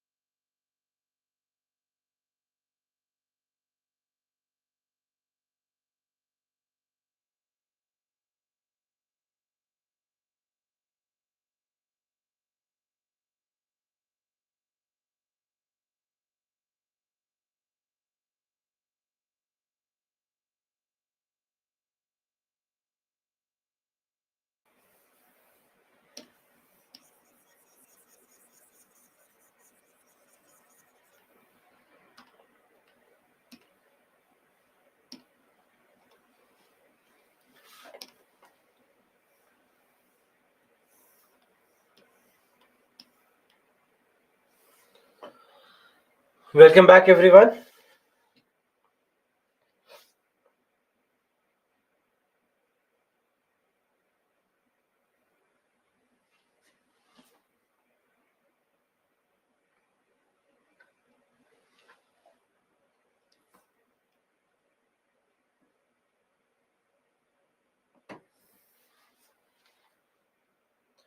If we install solar panels in our houses, can we use it for large appliances like washing machine, etc.? Yes, you can use it for everything.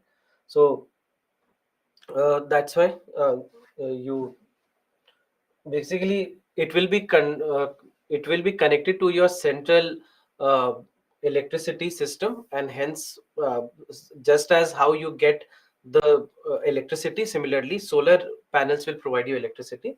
So there will be no difference there, as long as good amount of electricity is being provided.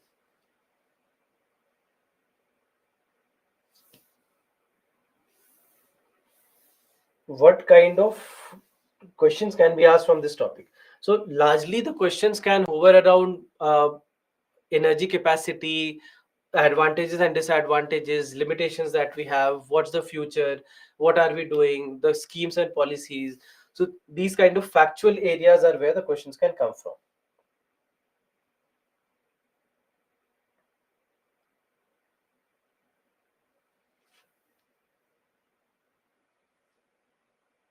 AC doesn't work by solar panel. It completely depends on how much electricity is being provided. If electricity being provided is not that great, then obviously it cannot. But if it is grid connected electricity, then in many cases it can actually help in even in the larger home appliances as well. Is this prelims oriented topic? I wouldn't say that. It's a mix of both prelims and mains based topics, because questions from here have come and will come in both your prelims and mains examination.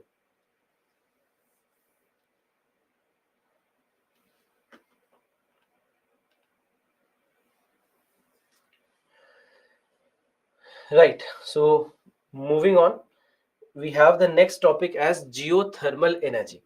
Now, geothermal energy is where we are talking about energy coming from inside the earth, and that's why we are saying geothermal. So, when you look at this term geothermal, geo basically is what? Where do we use this term geo? When we are talking about the earth, right? When we are talking about the earth, we use the term geo, geography, for example. And thermal means what? Thermal means heat, related to heat. So that's why when we are using the heat from inside the earth, when we are tapping the heat from inside the earth and using it as a source of energy, then in that case we say that it is geothermal energy. Now, in case of geothermal energy, what we see is that there are two sources from where geothermal energy could be obtained. One, the heat from when the planet was formed and accreted, and which has not been lost. Basically, when you go inside the earth, you'll see that the temperature, as you go from the crust to the mantle to the core, the temperature increases, correct? So that temperature, higher temperature means a lot of heat, and many a times this heat can actually come to the surface, right? It can escape to the surface, and this basically is where we call it as uh, geothermal energy. The decay of radioactive elements also can lead to geothermal energy. But what we mean by radioactive elements and the decay of radioactive elements, we'll discuss that tomorrow. When we go to nuclear energy discussion, this is where we'll discuss that. Now, in case of geothermal energy, what we basically see is that as you go beneath the earth, obviously the temperature rises, and this is where you have a lot of heat, and this heat many a times can be obtained through various different geothermal reservoirs. So for example, reservoirs like these, where you have hot springs or geysers or even volcanoes, boiling mud pots, etc., from where the heat from inside the earth comes to the surface, and this heat is what we will try to tap. Right, this is the heat that we'll try to capture and then use it as geothermal energy. Now, overall, when it comes to geothermal energy, there are various ways in which geothermal energy can be obtained.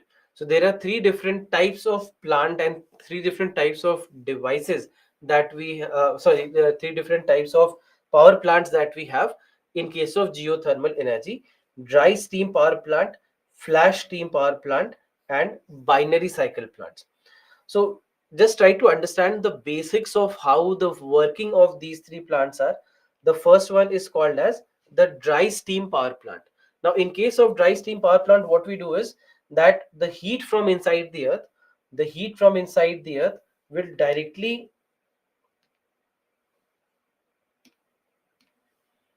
the heat from inside the earth will directly go to the turbine.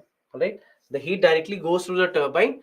The steam that you have, rather, the steam will directly go to the turbine, and it will help in the rotation of the turbine. And as the turbine rotates, this is how electricity will be generated. And then again, it goes back to the reservoir, and in this manner, a cycle continues.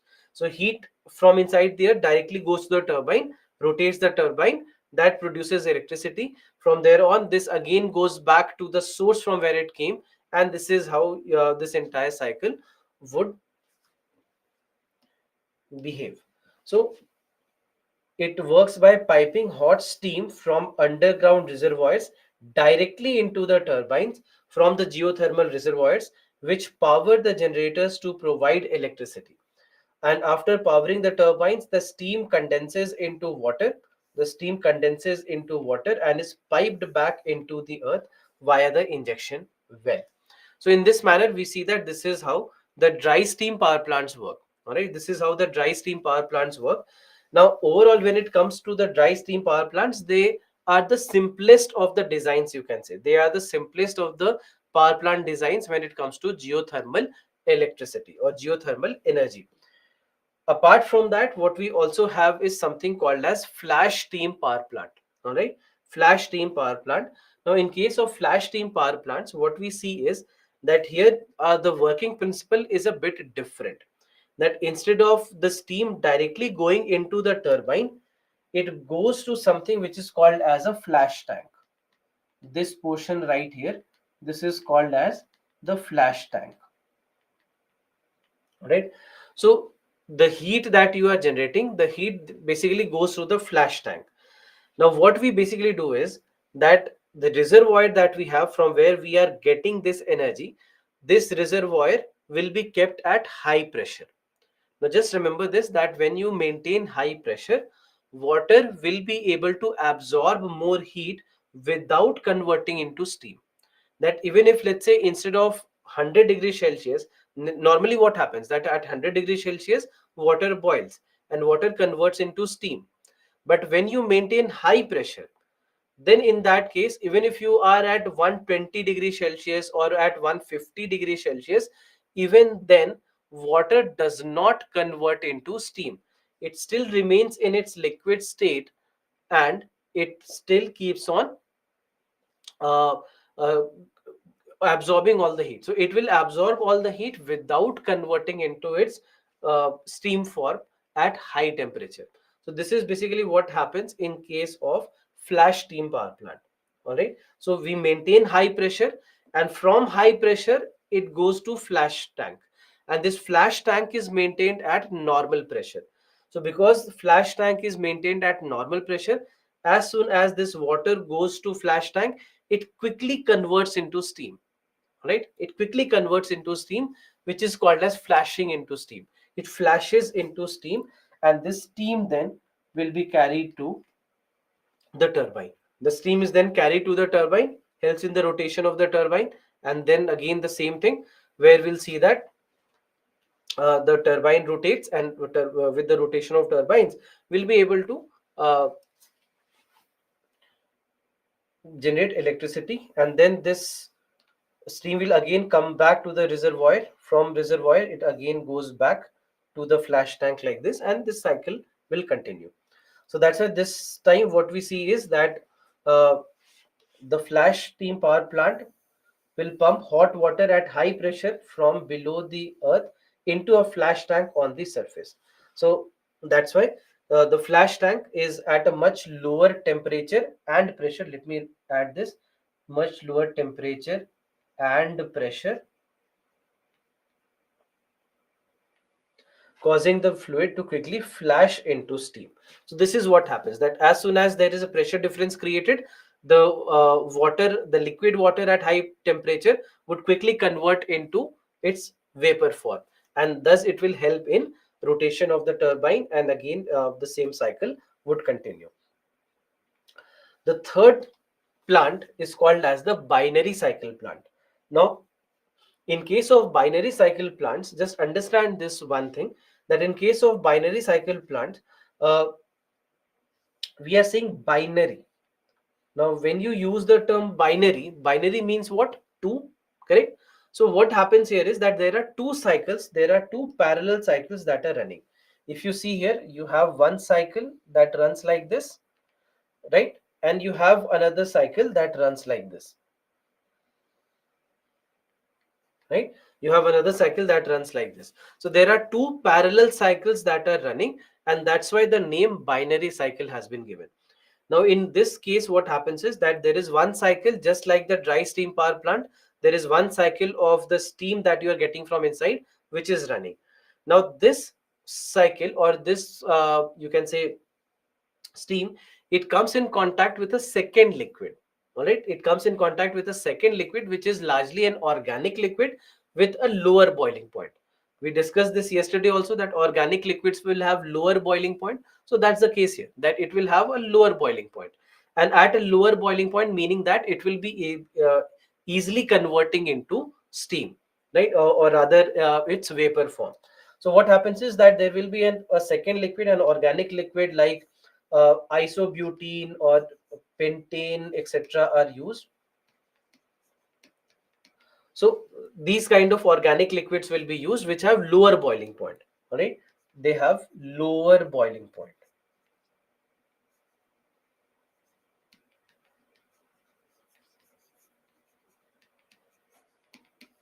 They have a lower boiling point, and that is where we see that they will easily be heated up and they will then go on to the turbine. So this is where they'll go to the turbine, and they will help in the rotation of the turbine, and the same electricity generation happens here.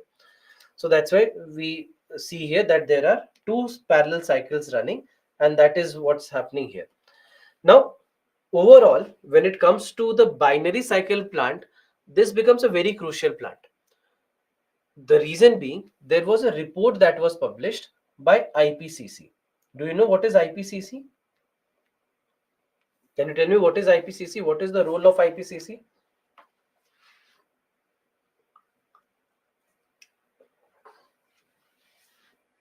What does IPCC do?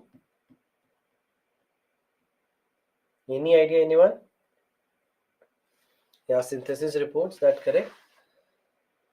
Intergovernmental panel on climate change, yes. What's their role? What do they do? Publish reports on climate change. Correct. Right. So what they do is that they would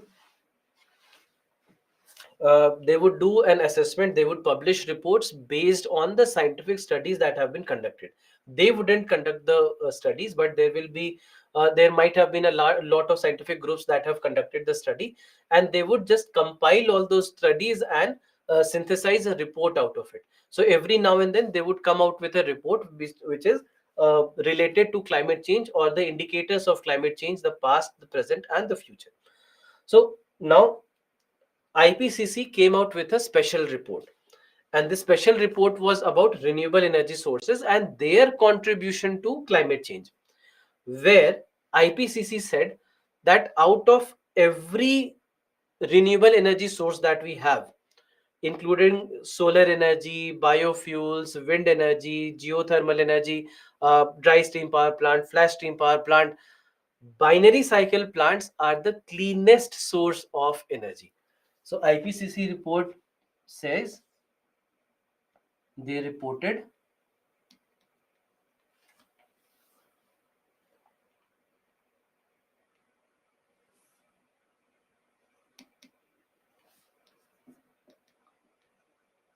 binary cycle plants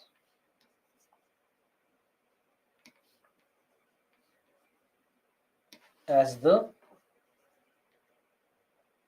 cleanest renewable energy source.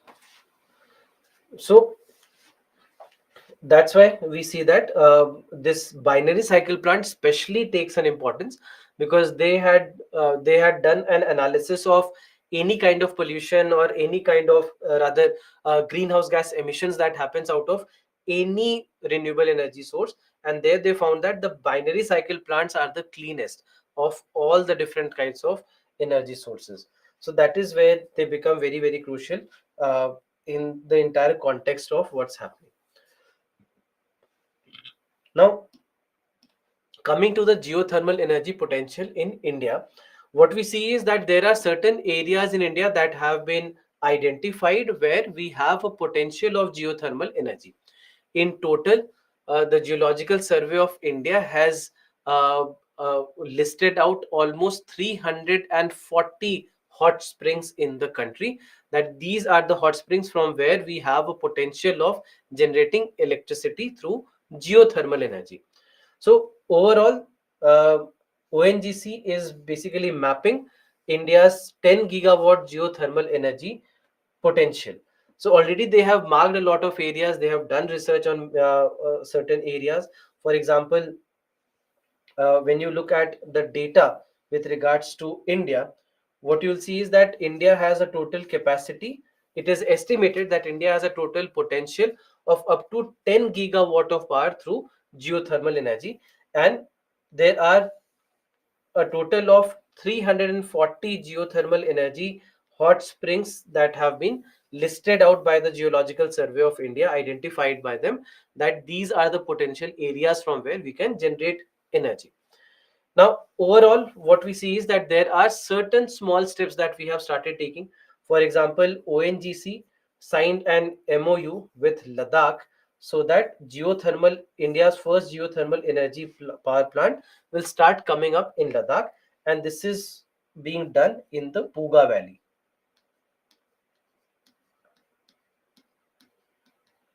This is being done in the Puga Valley. So Puga Valley is known for its hot springs. So this is the area, Puga Valley. It's known for its hot springs. It's a wonderful looking area as well. I would say a must visit tourist place also if you go there. Uh, but at the same time, it does have a lot of hot springs from where we can tap energy, and all the local energy requirements can be catered with the help of this energy source. So that is why they are trying to develop a geothermal energy power plant in Puga. Similarly, what we saw last year, rather in 2022, was that the geothermal core of Texas, US, has signed an letter of intent to invest rupees 820 crores in Uttar Pradesh. At the same time, there are certain other international companies that have now started coming in India. For example, there is a company, Reykjavik Global. So Reykjavik Global is an Iceland-based company, one of the best companies in the field of geothermal energy, and they now also have shown interest in coming and entering the Indian markets. So in all these cases, we see that there are small developments that are now also happening.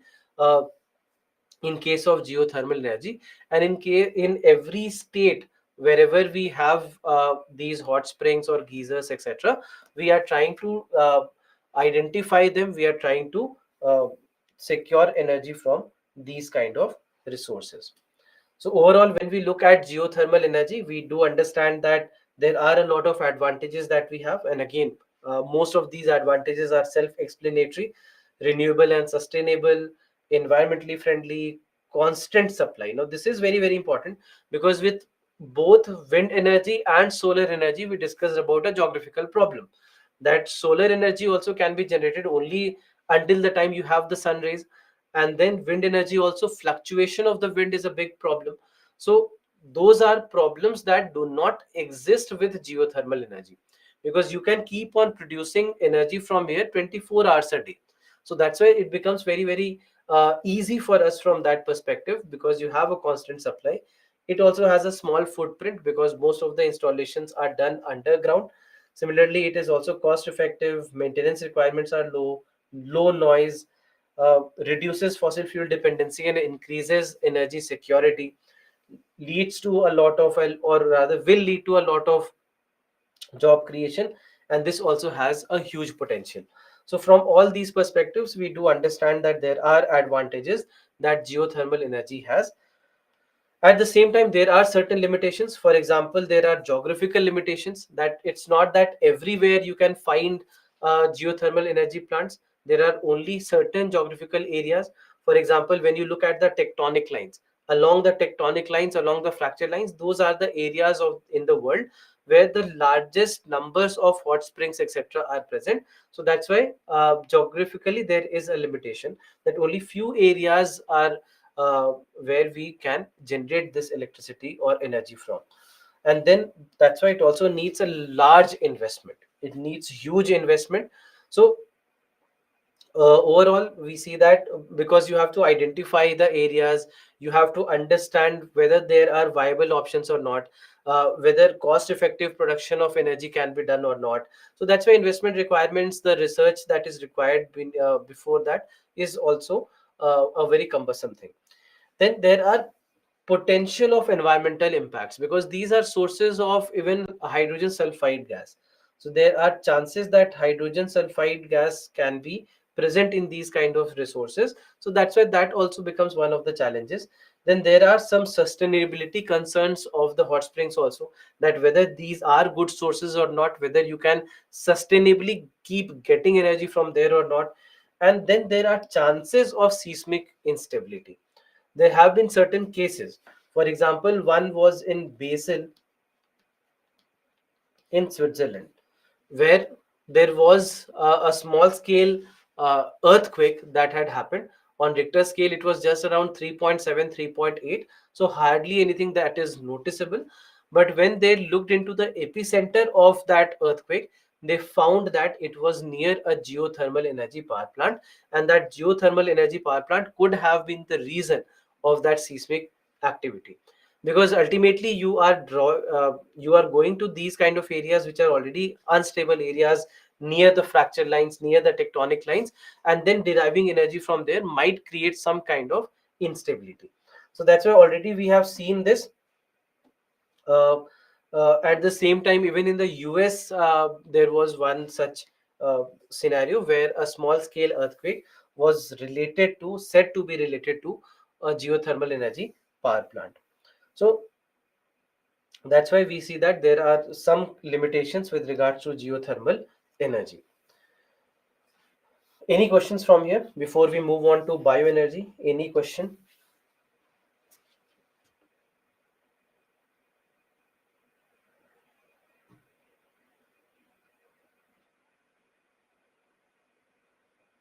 In Rajgir, Bihar, there is also hot springs. Yes, there is. Won't geothermal extraction lead to increase in seismicity? So that is what we discussed, that there are chances of that happening. Soil pollution. See, because wherever you have hot springs, it's not that it is polluting that area. It's not that it is spreading to other areas. That area anyway is not agriculturally usable. The sulfur content is very high, and already these are areas which are naturally such areas where you cannot do agriculture. So that's why it's not that it will have a negative impact on agriculture as such.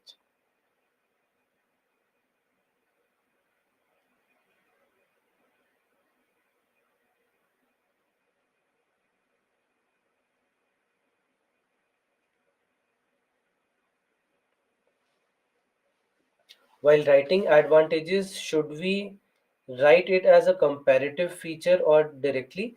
Uh, you need not explain that it is comparatively advantageous, but it also depends on in what context the question has been asked, if at all a question has been asked. So in what context they have asked it, depending on that you will have to write your answer.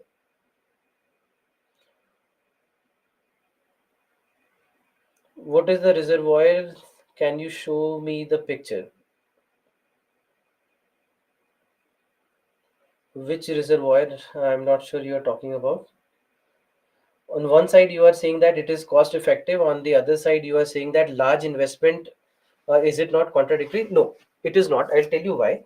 Because investment is the early investment, meaning that when you are starting the job, when you are starting the project, at that point of time, the investment requirements are high.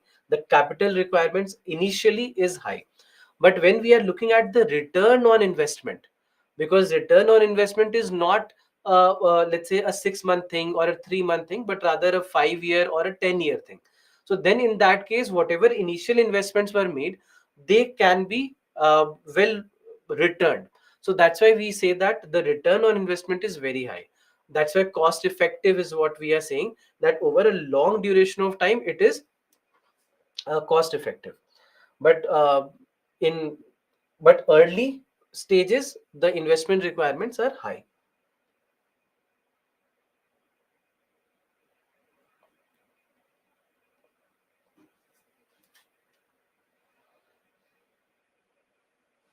Yesterday we talked about shale gas or coal bed methane, which are non-renewable non-renewable energy. So can I say that these are also geothermal energy sources?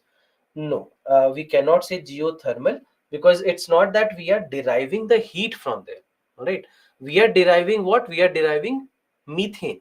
Correct. We are trying to extract methane. So we are extracting methane. Here we are extracting the heat. We are directly using the heat. So that's why there's a difference.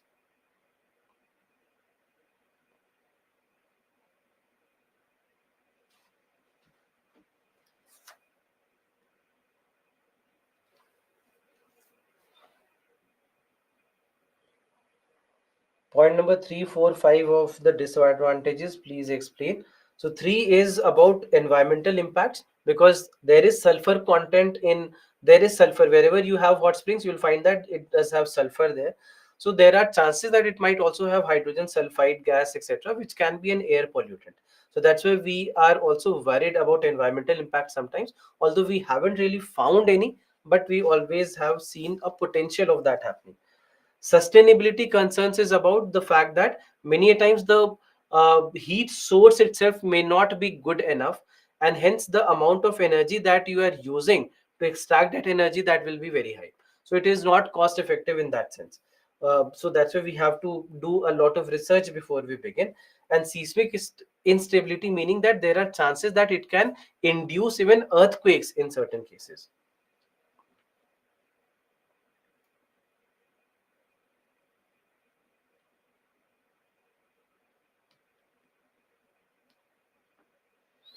Why do we have different types of geothermal plants? See, you can say that they have just developed.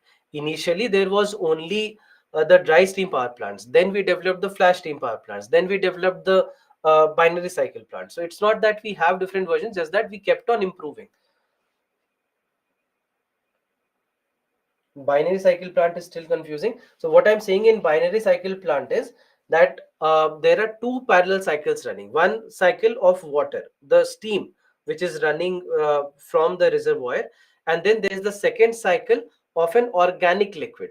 And now this organic liquid has a lower boiling point. So what happens is that as soon as steam comes in contact with this organic liquid, the organic liquid gets heated up and it converts into steam, and then it goes to the turbine. So it this is how the binary cycle plant works.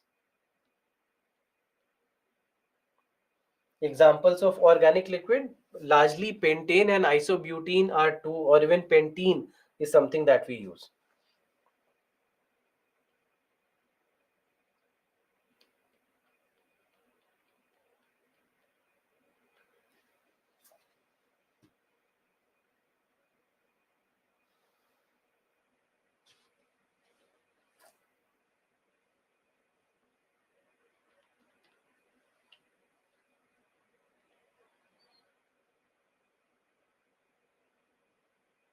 How people know earthquake happens because of the particular situation. So whenever earthquake happens, we first look for the epicenter of the earthquake. So epicenter coincided with these kind of plants, and hence we uh, thought that this might have come because of this.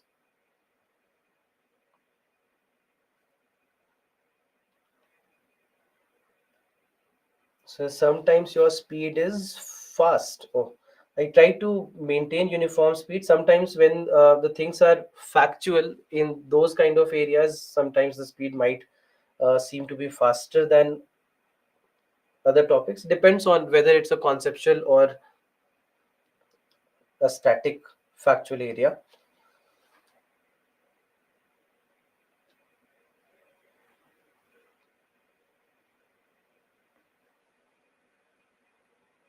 Is it so that all non-renewable sources are polluting? As of today, what we have, they are polluting, because when we look at the non-renewables, they are coal, petroleum, and natural gas, and all of them either are air pollutants or are greenhouse gases.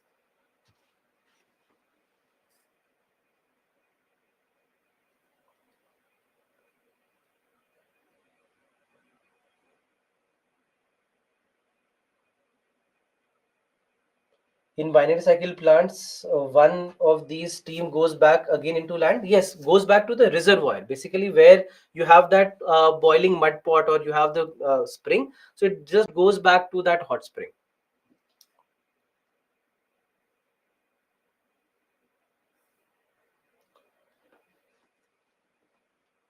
Right. So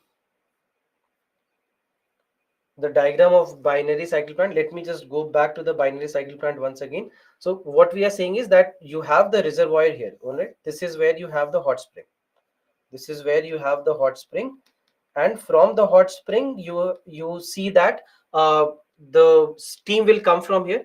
That steam will come in contact with the second liquid, which, as I said, that would be the one which has a lower boiling point, like isobutene, pentene, pentane, etc.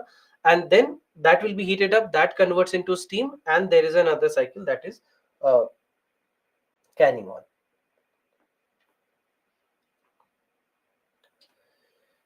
Right, so let's move on. Hmm. The next topic that we have, and potentially I would say the most important topic as far as my analysis is concerned, I would say that this is the most important topic for the upcoming examination.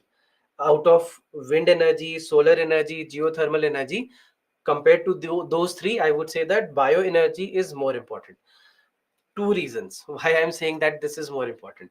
One reason is that they have not asked a question for a long time from here. So it's long due that they ask a question from here. Second, our targets are being well achieved in bioenergy. And there is a lot of focus that the government of India has been putting on bioenergy. A lot of investments are happening on bioenergy. We are adhering to our targets. We have exceeded our target numbers. So that's why we have been doing comparatively better in bioenergy as compared to the other sources that we discussed.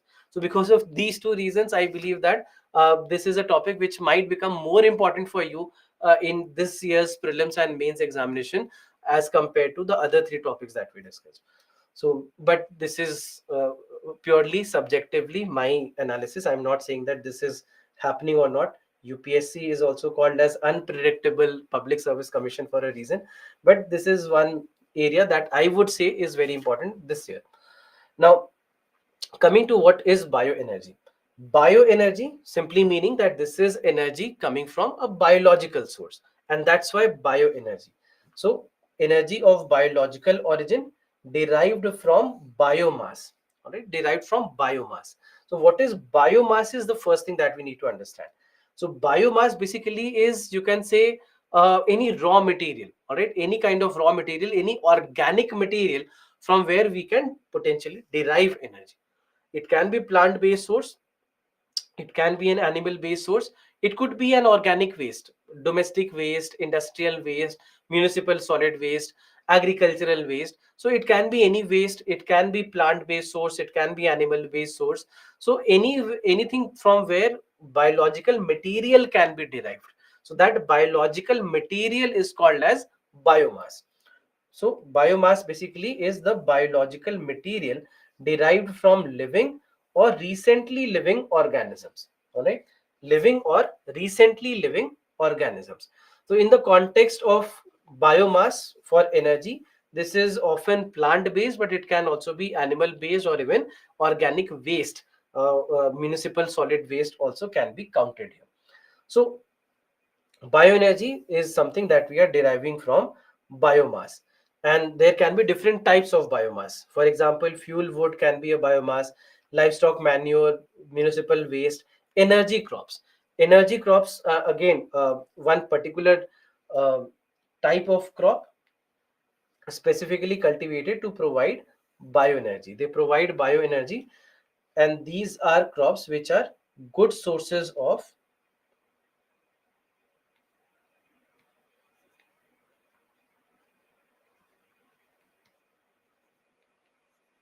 carbohydrates. All right, these are good sources of carbohydrates.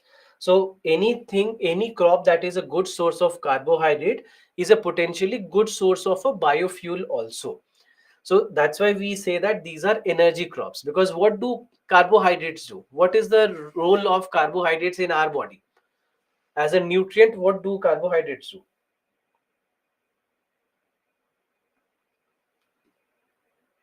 Provide energy, right? So because carbohydrates will provide energy, that's why these kind of crops are also called as energy crops. For example, rice can be called as a energy crop because rice is a source of carbohydrate. Potato can be called as a energy crop. Sugar cane can be called as a energy crop. So all these basically they can be called as energy crops. So anything that can specifically be cultivated to provide bioenergy can also be called as energy crops, because these are good sources of carbohydrates, hence they can become good sources of energy. Now overall, when it comes to bioenergy, we another term that you will often come across it is feedstock.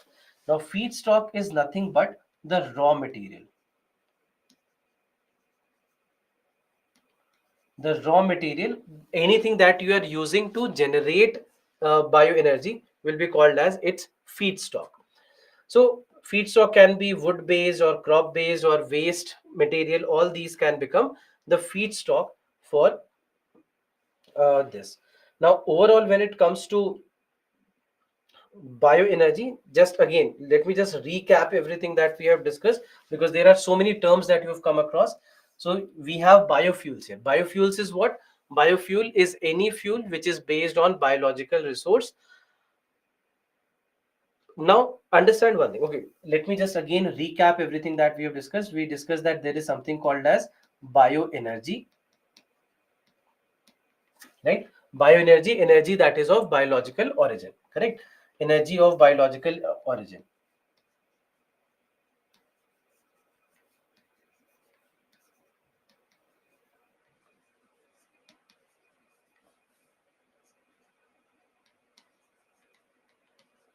Now this is based on biomass. So biomass is nothing but biological material. Biological material. Then we discussed that we have something called as feedstock.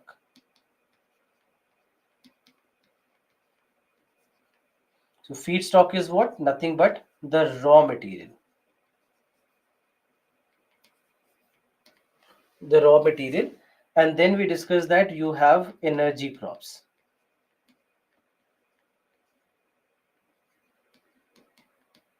So energy crops basically are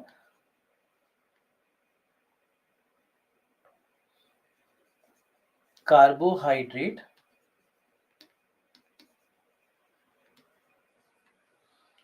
based crops.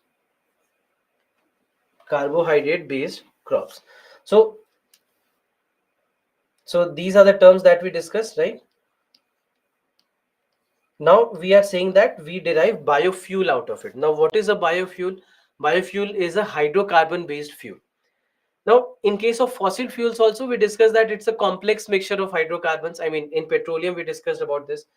So if I ask you, all right, let just take it as a question, that what's the difference between a biofuel and a fossil fuel? What do you think is the most important difference between biofuel and fossil fuel? Can you tell me this? What is the most important difference? Yes, Rajneesh, you are correct. Yasmin, you are correct. Rohit, you are correct. Roshan, you are correct. Seema, you are correct. Dikshit, you are correct. Blessings, you are correct. Vritika, you are correct. So wonderful. A lot of you have given correct answers. I unfortunately I can't take all the names. So you have given the correct answer. That biofuels do not take as much time as fossil fuels do. Both are hydrocarbon based, right? Both are hydrocarbon based. I mean, in case of fossil fuels like petroleum, we know that it's a complex mixture of hydrocarbons. In case of biofuels, also you have hydrocarbons, but the time duration. In case of fossil fuels like coal and petroleum, we discussed 300 million years. In case of coal, in case of petroleum, also it's almost more than 250 million years. But in case of biofuels, it's like 2 weeks of time, maybe 1 month of time, maybe a couple of months of time. That's it. So that's the most important difference between biofuel and fossil fuel. That fossil fuel will take enormous amount of time, whereas biofuels will be produced within a short span of time. So that's why that's the most important difference between the two. So biofuels, any hydrocarbon fuel produced from organic matter in a short period of time, is considered as a biofuel. And there are three different types of most important biofuels. We have bioethanol, biodiesel, and biogas. Now, today there is another term that is used very widely in India, and that is bio CNG. But bio CNG more or less is similar to what biogas is. Hardly there is any difference between biogas and bio CNG. So these are the three primary fuels that we have with regards to biofuels. Now just try to understand now that what are these biofuels and how are we preparing these biofuels? What are these biofuels? But before going to the specifics, there are these generations into which biofuels are classified into: first, second, third, and fourth generation biofuels. The first generation biofuel. What is the first generation biofuel? First generation biofuels are the ones that are based on food crop.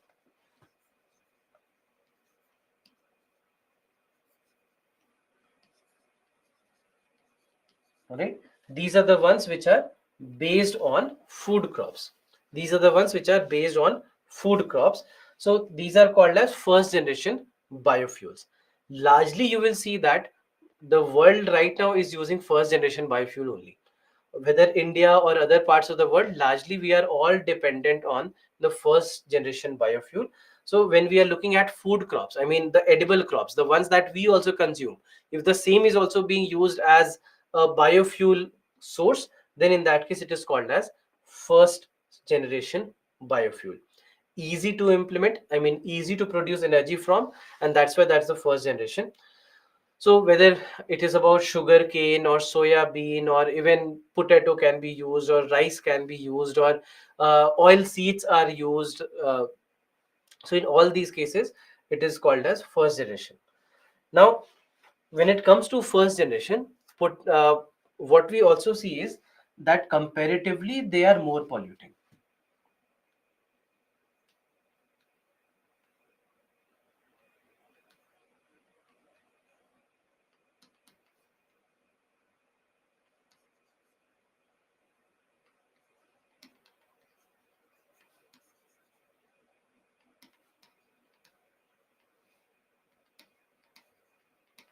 Comparatively more polluting than third and fourth generation.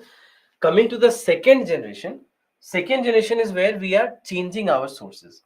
Now the source, what we see is that either they will be non-edible crops,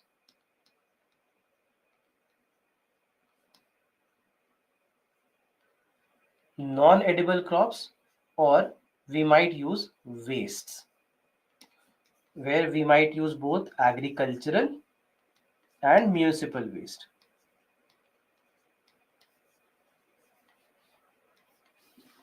Agricultural and municipal waste both can be used.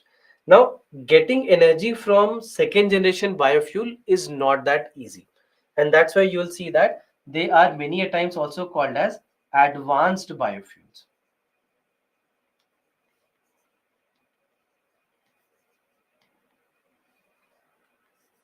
They're also called as advanced biofuel because the technology required to get energy out of these sources is not that easy to implement, and hence they are also called as advanced biofuels. So that's what we see as the second generation biofuel. Now, in case of second generation biofuel, also you can say the same thing as the first generation, that it is comparatively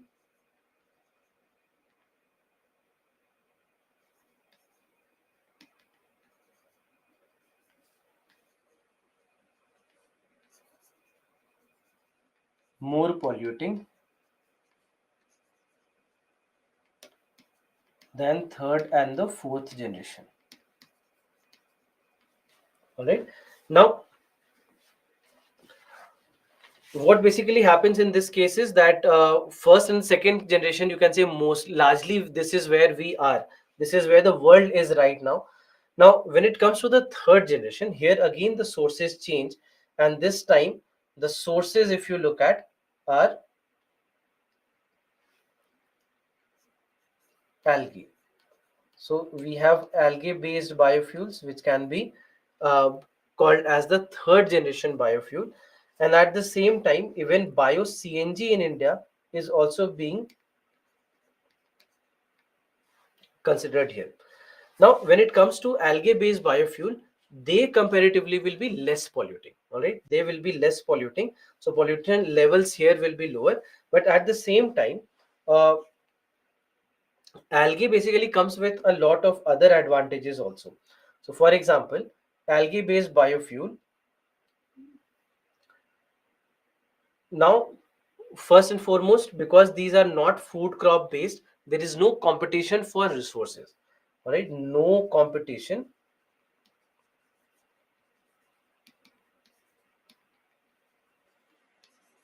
for land and water, because this is the case when it comes to food crop based biofuels, because agricultural land has to be used, all those resources have to be used. So all those problems are not there in case of algae based biofuel, because they grow underwater, right? They grow underwater. So that's why there is no such competition when it comes to the comparison with the food crops. So that's there. Apart from that, what we also see is that their efficiency is higher.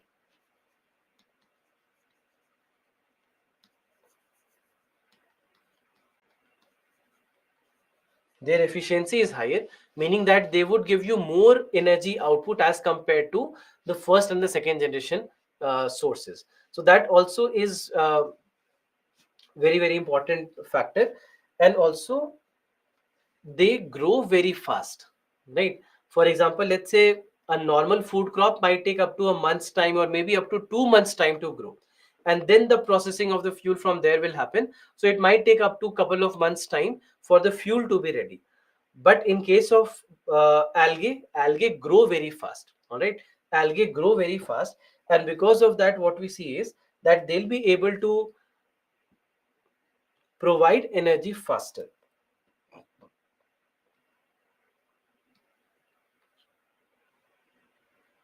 grow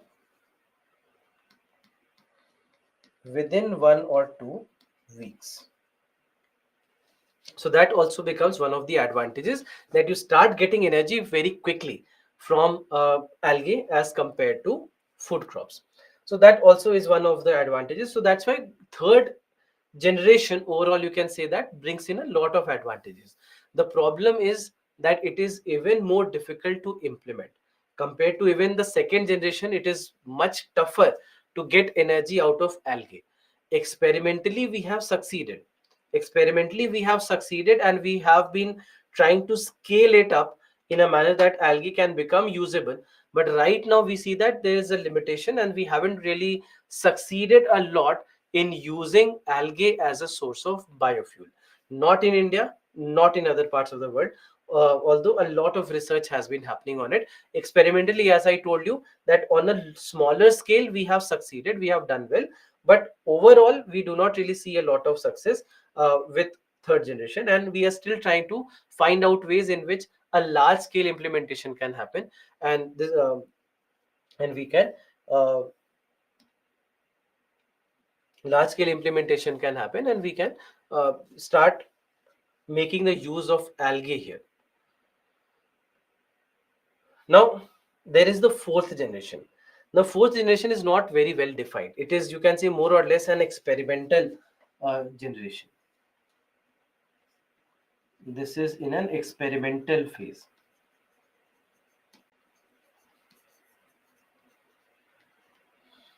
This is in an experimental phase.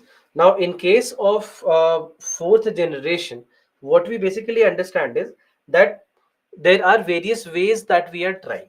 So for example, we are trying genetically modified organisms, we are trying uh, microbes,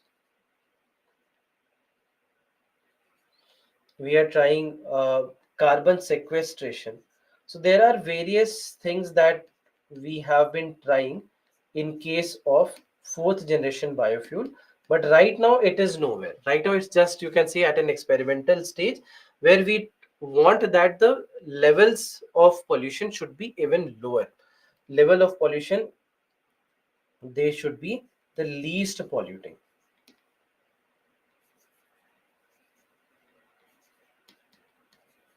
This should be the least polluting. So this is what we are aiming for. This is what we are aiming for in case of fourth generation. But right now, as I told you, it's a very nascent stage where it belongs, and there are a lot of things that we expect in the future which will change the fate of the fourth generation. So this is how we classify based on what kind of resources, what kind of uh, origin, or what kind of source where we are deriving it from. Now, overall, when it comes to biofuel, we discussed that there are three types of biofuels, out of which the first two are biodiesel and bioethanol. Now, biodiesel is something that we get from oil seeds. We get them from oil seeds, and a chemical process called as esterification will take place. So oil seeds after esterification will form biodiesel. Now this biodiesel either can be blended with diesel or it can replace diesel. All right, it can be blended with diesel or it can replace diesel. Now when we talk about this, either blending or replacing, in India the target that we have is of 5% blending. We have a target of 5% blending to be achieved by 2025. This is what the target of government of India is. On the other hand, you have sugar beet, sugar cane, corn, etc., largely the energy crops,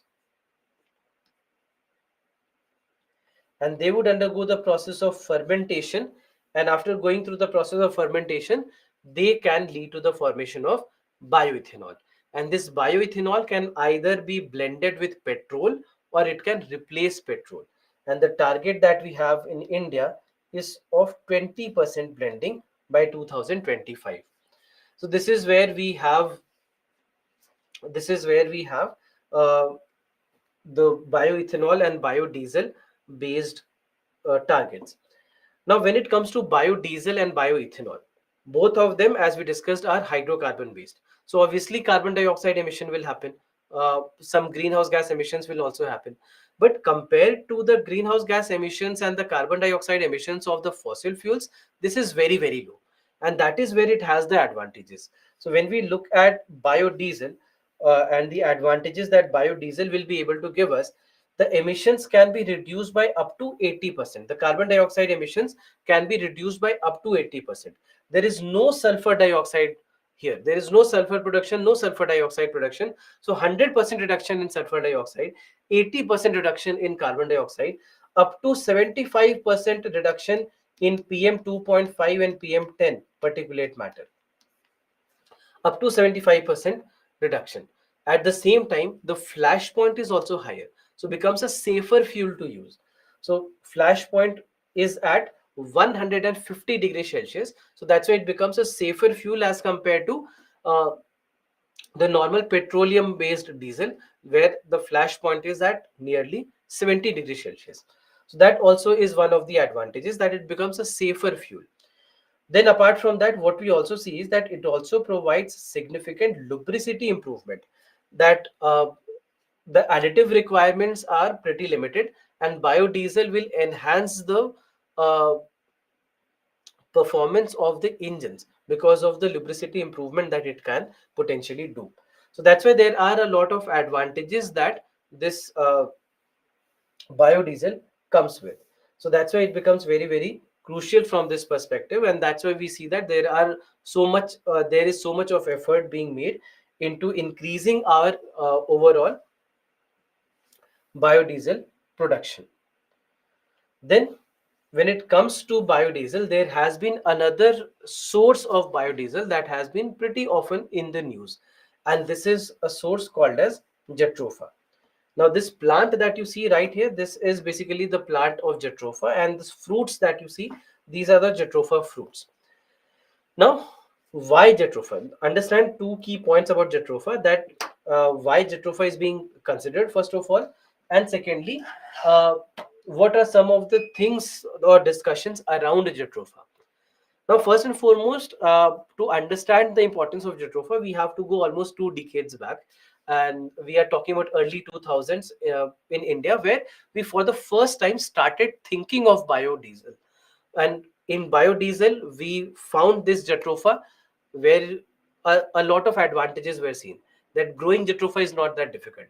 It can grow anywhere. I mean, roadsides, railway tracks, sides of the canals, sides of the agricultural fields. You do not really have a very specific soil requirement or very specific rainfall requirement. So it can grow in low rainfall areas, high rainfall areas. You can grow it in even alkaline soil. So easy to grow, and the fruits can give you the seeds from these fruits can help you in biodiesel production. So this is what the government of India also recognized, and then they started promoting jatropha. So, and this is something that we are talking about the time of Atal Bihari Vajpayee government almost 20 years back. So they also started promoting jatropha. Even then President Dr. APJ Abdul Kalam, even he started promoting jatropha. He started growing jatropha in the Rashtrapati Bhavan, in the backyards of the Rashtrapati Bhavan, just to show to the farmers that look, if somebody like me can do it, you obviously can do it, and that might enhance the growth of jatropha in the country. This is what was believed, and because in case of jatropha, what we understood is that getting jatropha or getting biodiesel from jatropha could be one of the potential ways for energy potential or energy alternatives for the future. So this was all good. I mean, this is where we see that the government of India showed a lot of interest. UPSC also showed a lot of interest. A question was also asked from jatropha, but later on the government of India also forgets about jatropha, and even UPSC forgets about jatropha, and that's why there's no question that they asked after that. So what happened with jatropha? There are a couple of issues that we noticed initially. When we are talking about early 2000, we had just started with, there was no production happening back then. So then in that case, it looked like a promise, it looked like a good promise from when it comes to jatropha. But then when it comes to uh, a large scale production, this is where we found problems with jatropha. Two problems. One problem, the amount of time that jatropha takes to grow. It takes up to 6 months of time to grow. Problems, right? The problems that we had with jatropha. First problem was that takes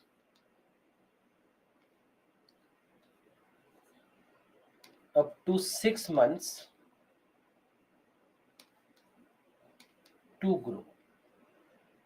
So now biodiesel production only can happen by the sixth month. So you might be able to process the fuel and generate the fuel only by the sixth or the seventh month. So that's a big amount of time, right? In most of the other cases, we are getting it in a month's time, or maybe a month and a half, or maybe 2 months of time. But here it is taking more than 6 months of time. So that's why this is one of the problems that we counted. And secondly, the efficiency.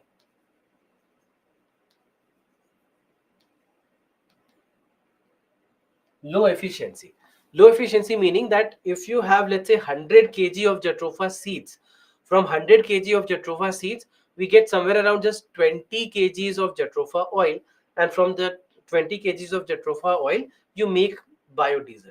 So that's why jatropha based biodiesel would have an efficiency of just around 15 to 20%, whereas in case of the other sources, other oil seeds, etc., that we are using, uh, our efficiency can be around 40%, so double of what jatropha provides. So efficiency is very low, grows very slow, and this is where we realized that if we want a large scale production of biodiesel, jatropha cannot be our answer. And this is where we see that there was a shift in policy by the government of India as well, that the government stopped talking about jatropha. And today we see that here and there one or two discussions about jatropha happen, that as an additional source we still look at jatropha as an additional source. But and there are some private initiatives. For example, a few years back, SpiceJet aircraft, they had announced that they'll start making jet fuel out of jatropha. So these kind of small initiatives here and there, but overall the way in which it was a part of the plan for government of India, uh, it hasn't been so as a part of the plan at a later stage once we started scaling up the industry of biodiesel. So that's why Jatropha's case has been very peculiar. That initially the government of India saw this as a one-stop solution, but later on they realized that it may not be the solution that we were looking for. Now, coming to bioethanol. Now, in case of bioethanol, again, obviously, it will also help us reduce the emission levels. So, for example, carbon monoxide emissions can be reduced by up to 30%. Volatile organic compounds can be reduced by up to 50%. Nitrogen oxides can be reduced by up to 35%. Again, it does not contain any sulfur, so no sulfur dioxide emission. Even carbon dioxide emission can be reduced by up to 40 to 45%. So overall reduction can be as high as up to 85%. All right, as I had as high as up to 85%. So bioethanol also compared to petrol will be drastically low in emission levels, and that is why we want to use bioethanol with petrol. We want to mix bioethanol with petrol, and we want to use both of them uh, in that mixture. So that's why bioethanol also has been a very important part of our entire discussion around biofuels. So biodiesel and bioethanol, and we discussed about what they are and what their emission levels and what are the advantages that they give us, in especially in terms of their emissions. Then the third, as we had discussed, the third biofuel for us is biogas. Now, again, just remember that when it comes to biogas, this is gas which is produced by the breakdown of organic matter in the absence of oxygen. Breakdown of organic matter in the absence of oxygen. What do we mean by this? Just understand this, that what do we mean by breakdown of organic matter in the absence of oxygen? This is basically what a typical biogas plant looks like. That you have an anaerobic digester.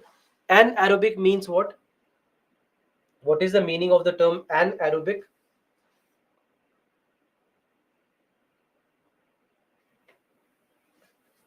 Without air, right? Without air, or meaning without oxygen, in a manner without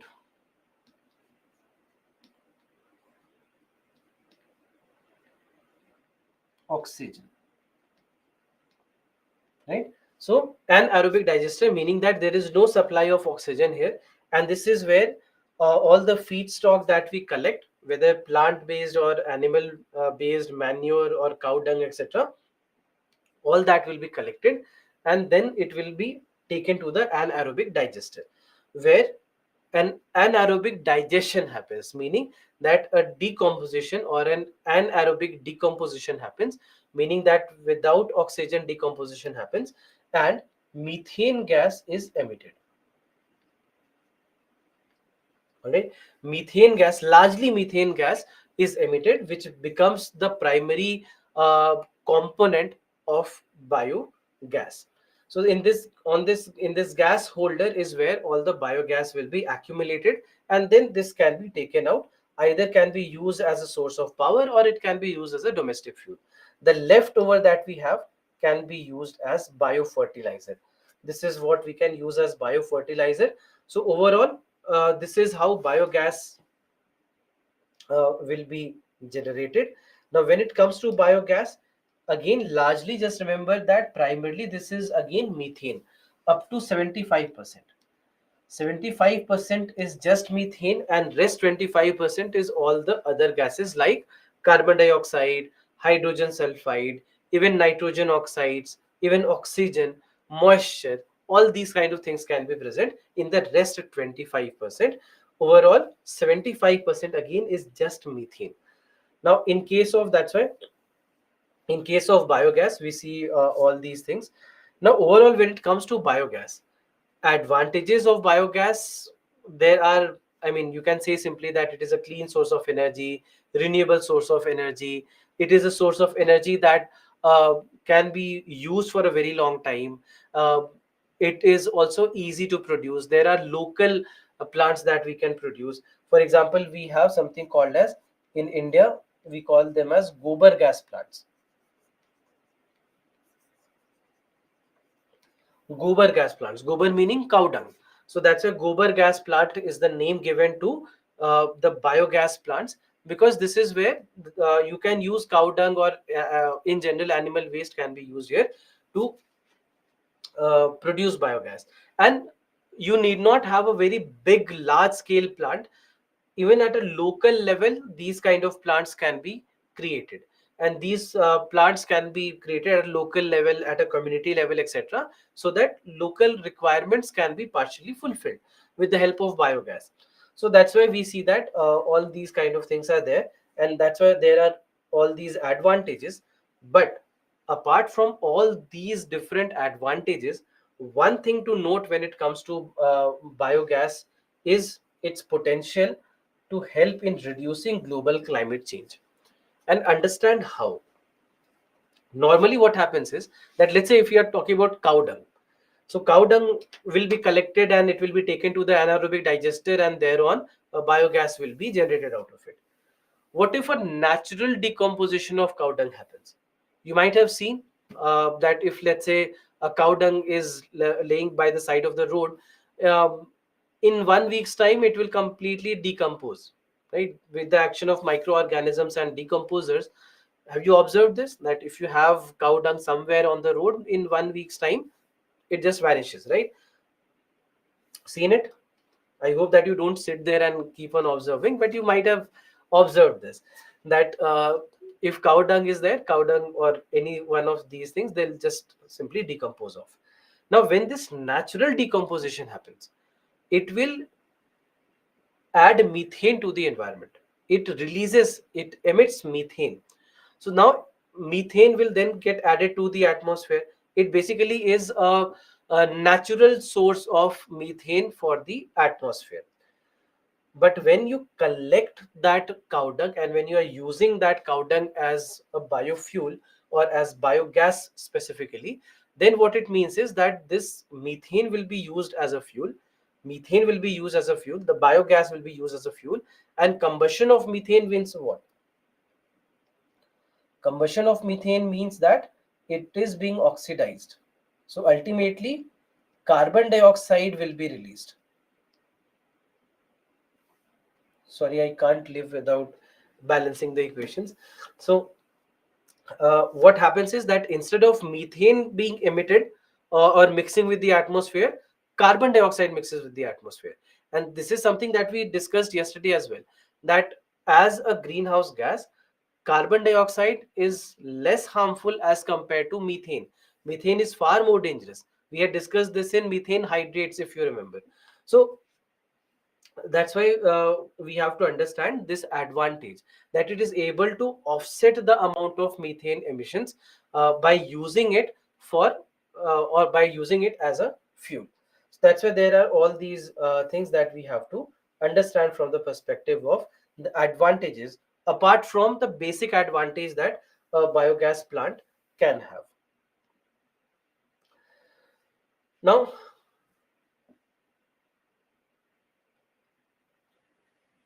the next topic for us is National Policy on Biofuels of 2018.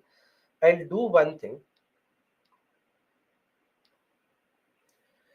I'll because I don't have enough time. Almost half an hour of time is required for that discussion on uh, the biofuel policy.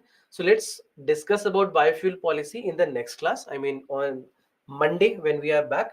But there is one topic of the problems with regards to biofuels is what we will discuss today. All right. So just remember that I'm skipping these four slides.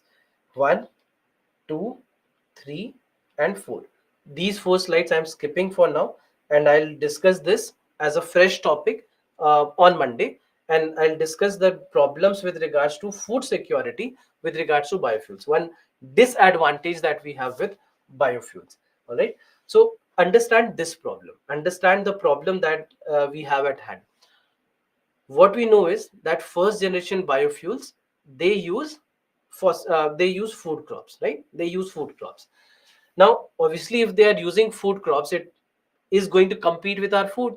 That instead of maybe, let's say, rice can be used as a biofuel.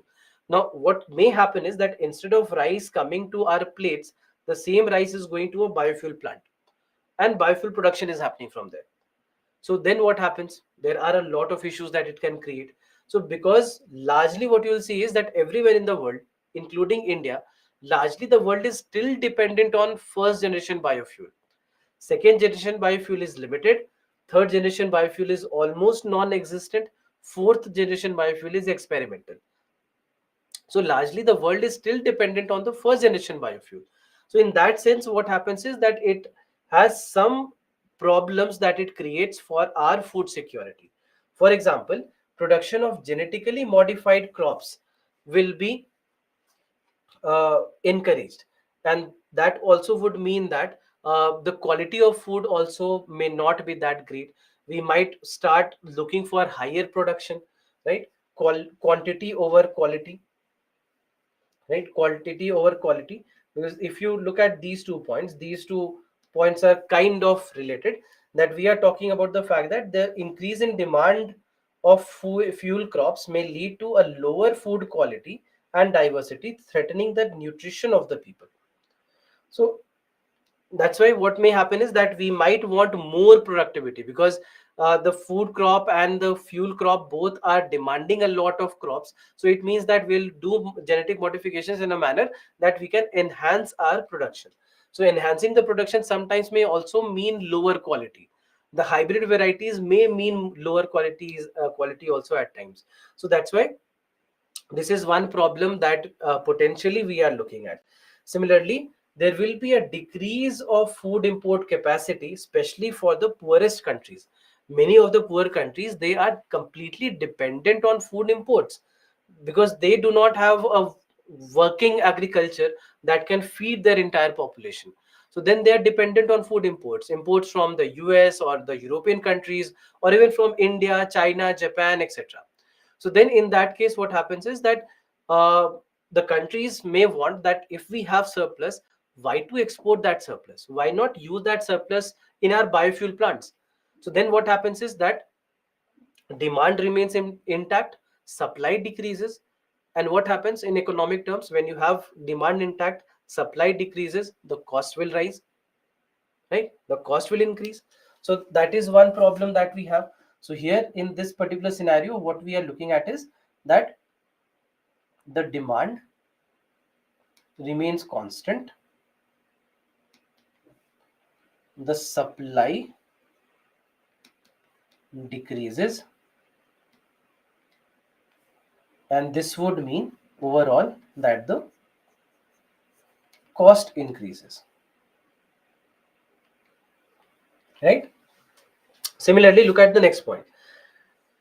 The biofuel production causes increase of food prices due to increasing demand for agricultural produce.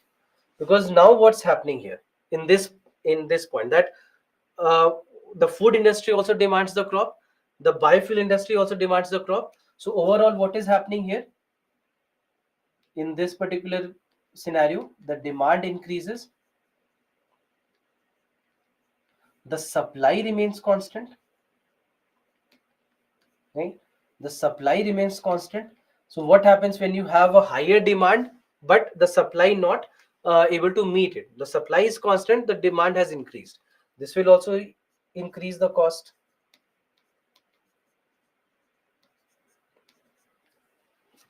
right? Similarly, look at the next point. Food and fuel crops compete for land and water resources, increasing their prices. So in this particular scenario, the resource price rises,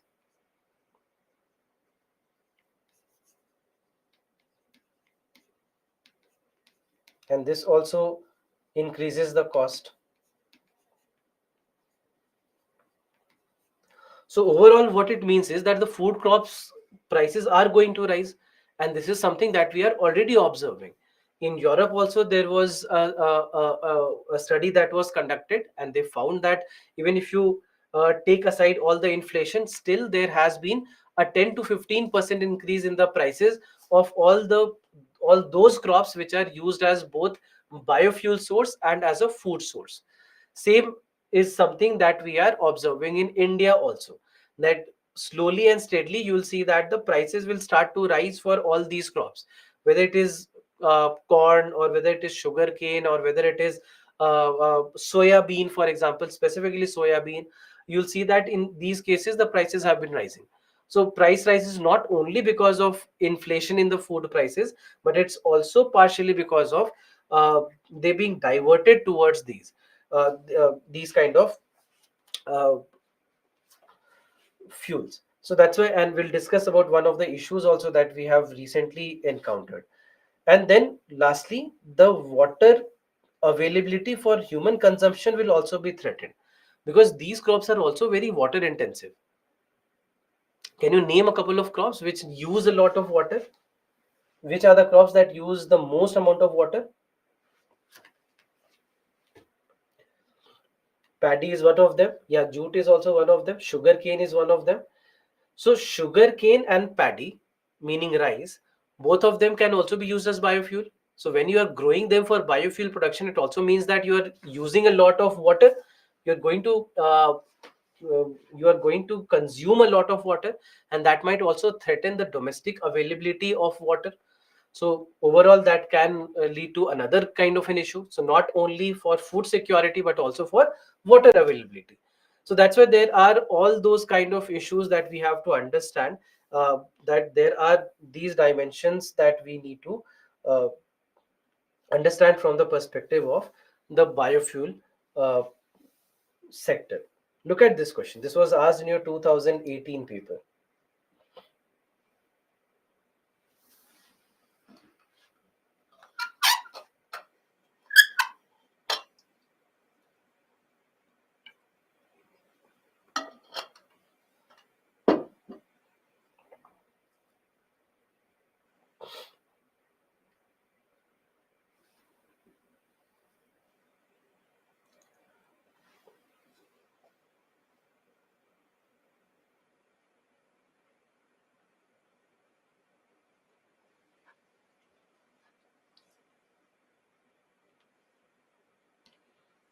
Launching the poll for you. Please mark your answers.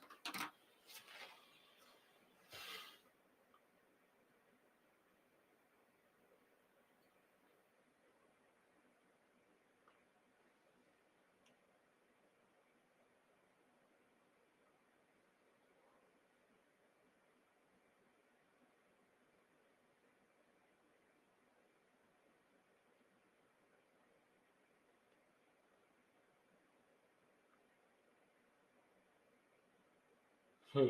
So 54% of you have marked B, which is the correct answer. Let me just discuss this with you. It is possible to produce algae-based biofuel. What is it? Third generation biofuel. But what is or are the likely limitations of developing countries in promoting this industry? First, production of algae-based biofuel is possible in seas only and not on continents. Extreme word.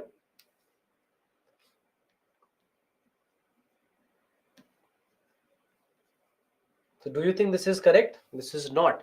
What we discussed is that algae grow underwater. So underwater could be a pond, it could be a lake, it could be under inside the sea. So that's why you cannot say that specifically it is the sea only and nothing else. So that's why A and D can't be your answers. C automatically, I mean, statement 3 is automatically correct, that economically viable production necessitates the setting up of large scale facilities which may raise ecological and social concerns. This is correct. That algae growth will lead to algal bloom, and it can lead to ecological imbalance in the aquatic ecosystem. Then second statement says setting up and engineering the algae-based biofuel production requires high level of expertise and technology until the construction is completed. So this is also one of the problems we discussed, that the technology is very difficult to implement right now, that only experimentally we have succeeded. Large scale completion hasn't been done yet, and we haven't been able to find ways in which large scale implementation of this can be done. So that's why this is also correct. So correct answer, that's why, will be B, that is 2 and 3 only. All right. So this is it for today. I'm not starting with the national policy on biofuel. We'll discuss that in the next class when we come back. So national policy on biofuel will take around, let's say, 20-25 minutes, and then after that we will move on to our next topic, that is nuclear energy. So everything related to nuclear energy is what we'll discuss in the next class. So if you have any questions with regards to whatever we have discussed. Jatropha means cotton plants. No, it's not related to cotton. What is the difference between bio CNG and CNG? Bio CNG is when you are producing CNG from, or natural gas from, biological sources, just like biogas. All right, it is similar to biogas, but in case of CNG, you are producing it from petroleum or natural gas, the natural gas that we get from your reservoirs. So that's the basic difference.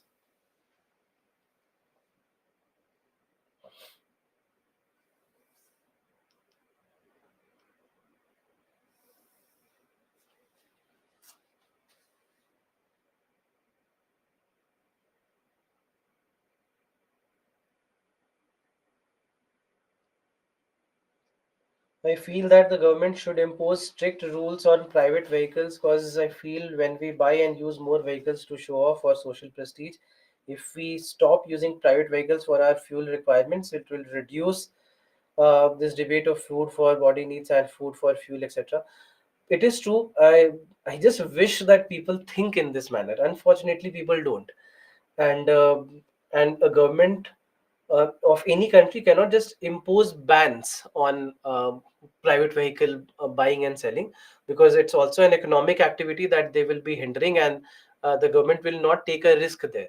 So it's a very fine balance that the government is balancing on there.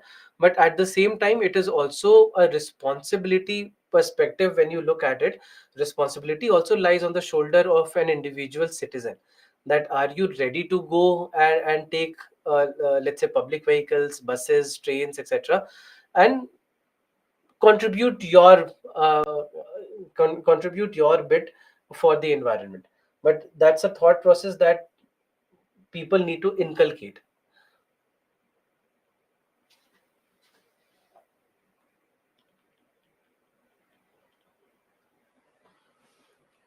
My handwriting is extremely poor. How can I improve it?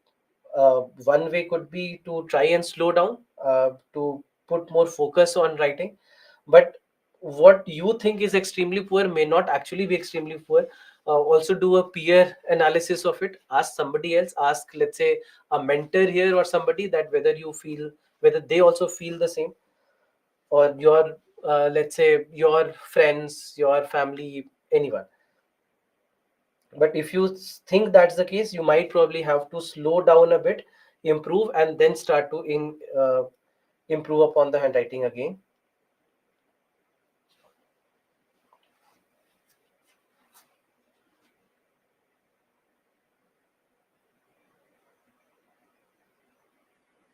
Having biogas plant beneath the building for more than 40 years, are there any harm to the land in future? Not really. It actually is good for the organic growth.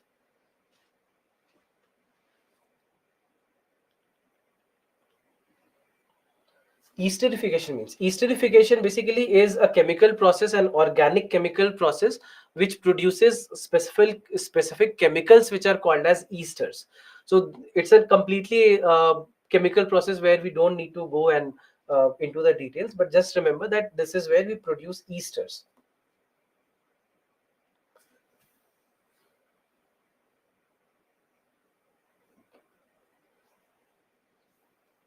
The leaderboard. Hmm. This is the leaderboard for today.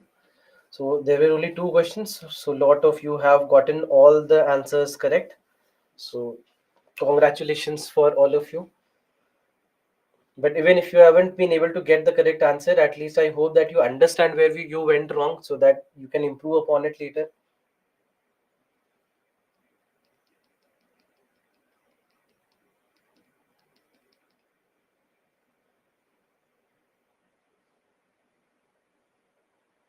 International Biofuel Alliance, is it important? From perspective of examination, I mean from current affairs perspective, yes, you can say that it can be important. Bio-CNG should be second generation biofuel and not third generation. Yes, by you can say by logic, it should be captured under the second generation only. But because these are large scale plants and these are new initiatives that the government of India has taken, that's why they have shifted it to a new generation.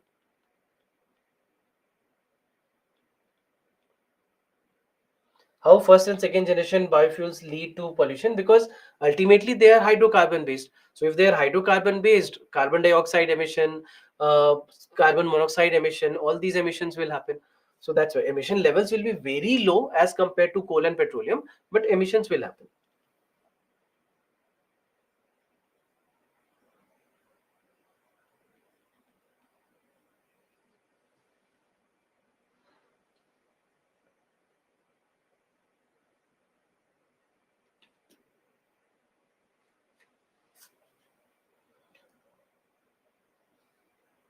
Jatropha is flower plant name also. Is this the same? It's not really a plant, but it's like more like a shrub or between shrub and a tree.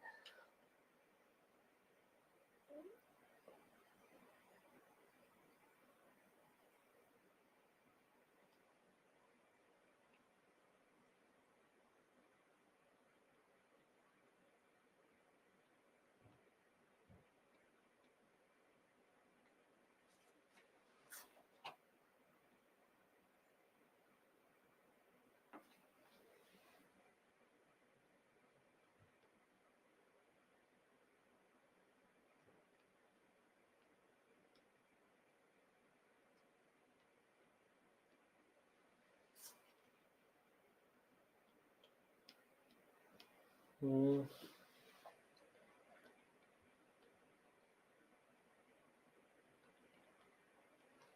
I've covered more or less all the questions, I think.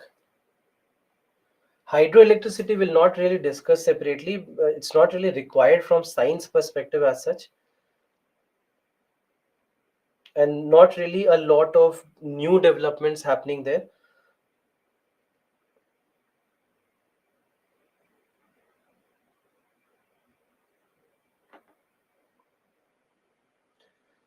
You said that class 6 NCRTs can be finished in 1 day or 3 hours. Didn't complete, no problem. I mean, you if it's not that you are slow, just that it has been a maybe huge time since you last actually had taken science or you read science, and that's why reading speed can be initially slow. Nothing to worry about it.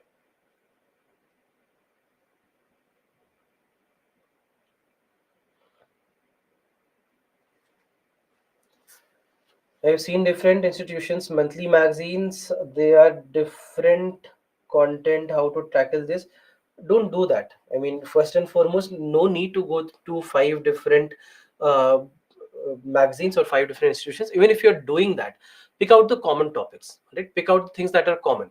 Because if five different experts feel that it's an important topic, then it is an important topic. So even if you're doing that, just pick the ones which are common across.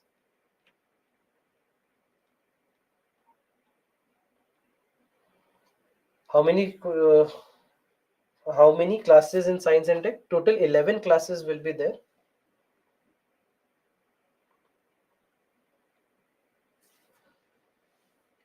Hmm.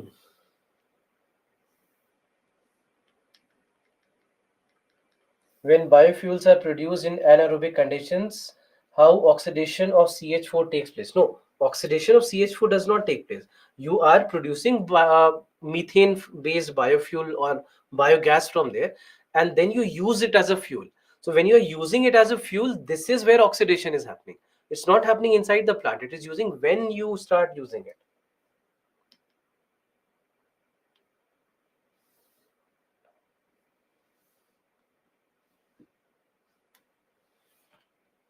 Should I cover NCRTs from YouTube? Please don't do that. Please try to read as much as possible.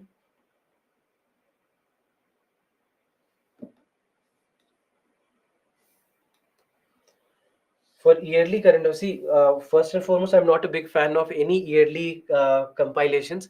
whether it is from somebody else or whether it is from even Byju's. Uh, my strong preference always would be if you can keep on carrying on with your daily current affairs and maximum the monthly current affairs magazines. Please don't rely only on an annual source, because when, let's say, when we also compile an annual source, we would be also neglecting a lot of topics, because we will be only picking the ones that we feel are the most important topics. Now my feeling may not coincide with the feeling of the UPSC board. So I might feel that, okay, this is a very important topic, the UPSC board may feel different. So then you will be in a position. So please don't do that. Be safe by at least going through a monthly compilation than an yearly one.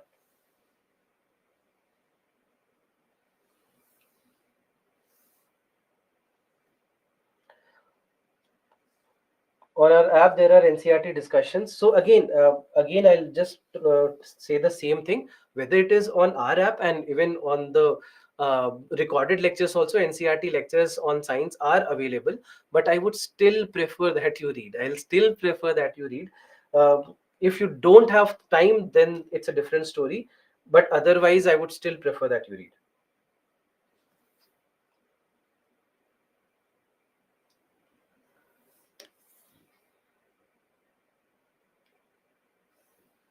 I don't understand how crops which gives energy to us in the form of carbohydrates, we extract energy from them as energy crops. Basically, the breakdown of the substance, that when it happens under certain conditions, this is where they produce carbohydrates, and these carbohydrates are helpful in providing energy, that are broken down by our body to derive energy out of it. So that is the process that our body uses to get energy out of carbohydrates.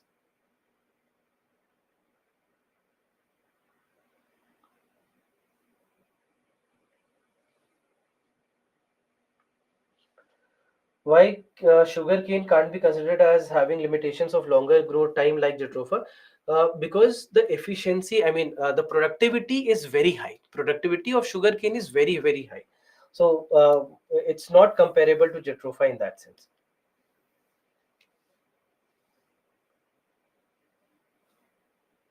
SSC level science and is necessary for science and technology. There, no. I would say that that's not, because a lot of that is very basic science or very factual science, which is not really required in our preparation. Right. So more or less, I've taken all the questions that we had here. If you have further questions, you can always also write to me at rashesh.kumar at byju's.com, or you can also write to us at islive@byju's.com. We'll be happy to help you. So please go back. You have a weekend with you. Please go back, revise everything, come back on Monday, and we shall continue with our discussion. Thank you.